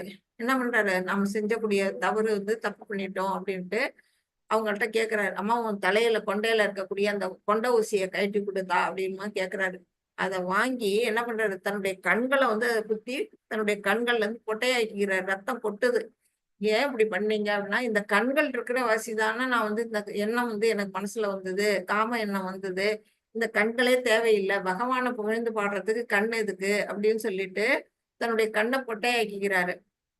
அப்படி பண்ணும்போது அவர் எங்கெல்லாம் போறாரோ அங்கெல்லாம் கிருஷ்ணர் வந்து எதுக்கு உட்காந்துக்கிட்டு இவருடைய பாடல்களை ரசிச்சு கேட்கறாராம். இவர் பாட பாட அவர் ஆடுவாரு, இவருக்கு வேண்டிய பொருள்கள்லாம் எல்லாம் வந்து என்ன பண்ணுவாரு, சாப்பாடெல்லாம் வந்து கொடுப்பாராம். அப்படிப்பட்ட ஒரு தூய பக்தரா வந்து இது மாறிட்டாரு. இவரை பின்பற்றி தான் நம்முடைய இந்த கௌடிய சம்பிரதாயத்துல என்ன பண்றாங்கன்னா, ரூபக சுவாமிகள்லாம் இவரை பின்பற்றி தான் வந்து இந்த இதுல வந்து வராங்க, கௌடிய சம்பிரதாயம் வருது அப்படின்னு இந்த கதை வந்து சொல்லப்பட்டிருக்கு. ஹரே கிருஷ்ணா மாதாஜி. பிரபு யாராவது பலஸ்ருதி சொல்றீங்களா? சொல்றேன் மாதாஜி. சொல்லுங்க. ஓம் தத்சதிதி ஸ்ரீமத்பகவத்கீதாசு உபநிஷத்சு பிரம்ம வித்யாயாம் யோகசாஸ்திரே ஸ்ரீகிருஷ்ணார்ஜுன சம்வாதே பக்தி யோகோ நாம द्वादशोऽध्यायः। ஓம் ஸ்ரீகிருஷ்ணார்ப்பணமஸ்து. ஹரே கிருஷ்ணா மாதாஜி. हरे कृष्ण। वाञ्छाकल्पतरुभ्यश्च कृपा सिन्धुभ्य एव च पतितानां पावनेभ्यो वैष्णवेभ्यो नमो नमः। अनंत कोटि वैष्णव वृंद की जय। श्रील प्रभुपादा की जय। नामाचार्य हरिदास ठाकुर की जय। Hare Krishna Krishna Krishna Hare Hare, Hare Ram Ram Ram Hare Hare, Hare Krishna Krishna Krishna Hare Hare, Hare Ram Ram Ram Hare Hare. Hare Krishna devotees, thank you so much. ஒரு 5 நிமிஷம் நான் எடுத்துக்கிறேன். இன்னைக்கு வந்து நம்மளுடைய சைத்தன்யா மகாபிரபுவோட பிறந்த நாள். அதனால அவரை பத்தி ஒரு விஷயங்களை ஒரு 5 மினிட்ஸ்ல உங்களுக்கு சுருக்கமா சொல்லிடுறேன். அவர் வந்து நம்மளோட இப்ப நம்ம வங்காளம், மேற்கு வங்காளம்னு சொல்லக்கூடிய அந்த வெஸ்ட் பெங்கால்ல கல்கத்தாக்கு பக்கத்துல இருக்கக்கூடிய நவதீப் அப்படிங்கிற இடத்துலதான் அவர் பிறந்தாரு. அவங்க அப்பா பேரு வந்து ஜெகநாத் மிஸ்ரா, அம்மா பேரு சசி தேவி. அவருக்கு குடும்பத்துல வச்ச பேரு என்னன்னா விஸ்வம்பரர் அப்படிங்கிற பேரு தான். அதுக்கப்புறம் தான் வந்து சைத்தன்யாங்கிற ஒரு பேரு வந்து வருது. அவரை வந்து நம்ம நம்ம பஞ்சதத்துவ மந்திரங்கள்ல இருக்க நம்ம உச்சரிக்கிறோம் இல்லையா, ஜெயஸ்ரீ கிருஷ்ண சைத்தன்யா பிரபு நித்யானந்தான். அந்த ஜெயஸ்ரீ கிருஷ்ண சைத்தன்யா அப்படிங்கிறது தான் அவர் வந்து அந்த பஞ்சதத்துவால முதன்மையா இருக்கக்கூடியவர். அவர் சாட்சாத் பகவான் கிருஷ்ணர் தான் வந்து என்ன பண்றாரு, இங்க வந்து அந்த கலியுகம் பிறக்க போகுதுன்னு கிருஷ்ணா போயிட்டாரு. அதுக்கு பிறகு ஒரு 500 வருஷங்களுக்கு முன்னாடி, இப்ப சாமானியமா 5000 வருஷங்களுக்கு முன்னாடியே வந்து தாபரகம் முடிஞ்சு போச்சு. ஆனா இப்போ ஒரு 500 வருஷங்களுக்கு முன்னாடிதான் வந்து இவர் பகவான் சைத்தன்யர் வந்து தோன்றினாரு. அவரை தோன்றதுக்கு காரணமா இருந்தாருன்னா, அவருக்கு முன்னாடியே அத்வைதர் ஆச்சாரியார் வந்து என்ன பண்றாரு, கங்கை கரையில துளசியையும் இது கங்கை நீரையும் வச்சுக்கிட்டு பகவானை வேண்டார். கலியுகத்துல மக்கள் வந்து கஷ்டப்பட போறாங்க, அவங்களுக்கு வந்து நீங்க வந்து வீழ்ச்சி அடையாம காப்பாத்துறதுக்கு நீங்க வரணும், பிறவி எடுக்கணும் அப்படின்னு வந்து அவங்க வேண்டுனதுனால அவர் வந்து தோன்றுறாரு. அவரு தோன்றும் போதே அவர் கூடவே யார் வரா? பலராமர் வராரு. அப்புறம் அவருடைய அந்தரங்க சக்தியா இருக்கக்கூடிய ராதாராணி வராங்க. அப்புறம் வந்து அவங்கதான் வந்து கதாதரர், அப்புறம் ஸ்ரீவாசா நாரதர் அவரு வராரு. எல்லாருமே வந்து இவர் கூடவே வராங்க. அவருடைய நித்தியசூரிகளோட வராரு. அவர் வந்து என்ன செய்யறாரு? இங்க நம்முடைய சங்கீர்த்தன யஜ்ஞத்தை தோற்றுவிக்கிறாரு. ஆனா உள்ளார்ந்த காரணம் என்னன்னா, அவரு ராதை மேல ரொம்ப கிருஷ்ணர் வந்து பிரியமா இருக்காரு இல்லையா? அப்ப வந்து ராதைகிட்ட ஒரு தடவை கிருஷ்ணர் கேட்கிறாராம், நீ எப்படி வந்து என் மேல இவ்வளவு சந்தோஷமா இருக்கிற? என் மேல மையலோட எப்படி நீ சந்தோஷமா இருக்க? அப்படின்னு அவர் கேட்கும்பொழுது ராதை சொல்றாங்க, இது ஒரு பக்தையா இருந்து அனுபவிச்சாதான் முடியும். நீங்க அந்த நிலையில இல்ல, நீங்க கடவுளா இருக்கீங்க அப்படின்னு அவங்க சொல்லுவாங்களாம். அப்படியா? அந்த நிலையை நான் உணரணும், ஒரு பக்த நிலையில நான் வந்து எப்படி அந்த கிருஷ்ண பிரேமையை உணரணும் அப்படின்னு நினைச்சு ஆசைப்பட்டு அவர் என்ன பண்றாரு? ராதையோட பாவம், ராதையோட நிறம், அதாவது உருக்கின தங்கம் மாதிரி இருப்பாங்களாம் அவங்க. அந்த உருக்கின தங்க நிறத்துக்கு ராதையோட மனோபாவத்தை எடுத்துக்கிட்டு அவங்க வந்து இந்த உலகத்துல வந்து தோன்றுறாங்க. தோன்றி என்ன செய்யறாங்க? கிருஷ்ண பிரேமையை கொடுக்குறாங்க எல்லாருக்கும். அது வந்து கருணை அவதாரம் அப்படின்னு சொல்லப்படுது. அந்த எல்லா மக்களுக்கும் வீழ்ந்துபட்ட ஆத்மாக்கள் எல்லாரும் என்ன செய்யணும்? ஹரே கிருஷ்ணா மகாமந்திரத்தை உச்சரிச்சு பகவான் கிருஷ்ணர் மேல எப்படி பக்தி, அதாவது பிரேம பக்தியை வளர்க்கணும் அப்படிங்கிறத நமக்கு சொல்றதுக்காகவே இந்த அவதாரம் வந்ததா சொல்லப்பட்டது. அது வழியாதான் நாம வந்து இந்த கௌடிய சம்பிரதாயம் வந்து வளர்க்கப்பட்டது. அவர் வந்து வேற யாருமே இல்லை, சாட்சாத் பகவான் கிருஷ்ணர் அப்படிங்கிறத நாம எல்லாருமே தெரிஞ்சுக்கணும். ஹரே கிருஷ்ணா. இன்னைக்கு சாயந்தரம் 5 மணில இருந்து நம்ம டெம்பிள் லிங்க்ல பாத்தீங்கன்னா அதுக்கான ப்ரோக்ராம்ஸ் எல்லாம் நடக்குது. அவருடைய விழா கொண்டாடுறாங்க. நீங்க எல்லாருமே அதுல ஜாயின் பண்ணி அதுல கலந்துக்கணும். அப்புறம் நாளைக்கு நாளன்னைக்கு என்ன செய்யறாங்கன்னா மறுபடியும் அதோட கண்டினியூஷன் நடக்குது. இப்ப யாரெல்லாம் நீங்க வந்து இந்த பக்தி ஸ்டெப் வந்து யாரெல்லாம் அந்த ஃபார்ம் ஃபில்அப் பண்ணியிருக்கீங்களோ அவங்களுக்கு எல்லாமே வந்து ஆன்லைன்ல வந்து என்ன பண்ணுவாங்க, மெயில் அனுப்பிடுவாங்க, சர்டிபிகேட் அனுப்புவாங்க. அதெல்லாம் நீங்க வந்து இந்த டெம்பிள் லிங்க்ல போய் 5 மணிக்கு அப்புறம் 2-3 நாளுமே வந்து கலந்துக்கணும் அப்படிங்கிறது சொல்லப்பட்ட விஷயம். ஹரே கிருஷ்ணா. ஹரே கிருஷ்ணா. இப்ப நம்மளுடைய 12th சாப்டர்ல ஏதாவது டவுட்ஸ் இருந்தா இப்ப நீங்க கேட்கலாம். ஹரே கிருஷ்ணா மாதாஜி, வாழ்க வளமுடன். ஹரே கிருஷ்ணா பிரபு. தேங்க்யூ. ஹரே கிருஷ்ணா மாதாஜி.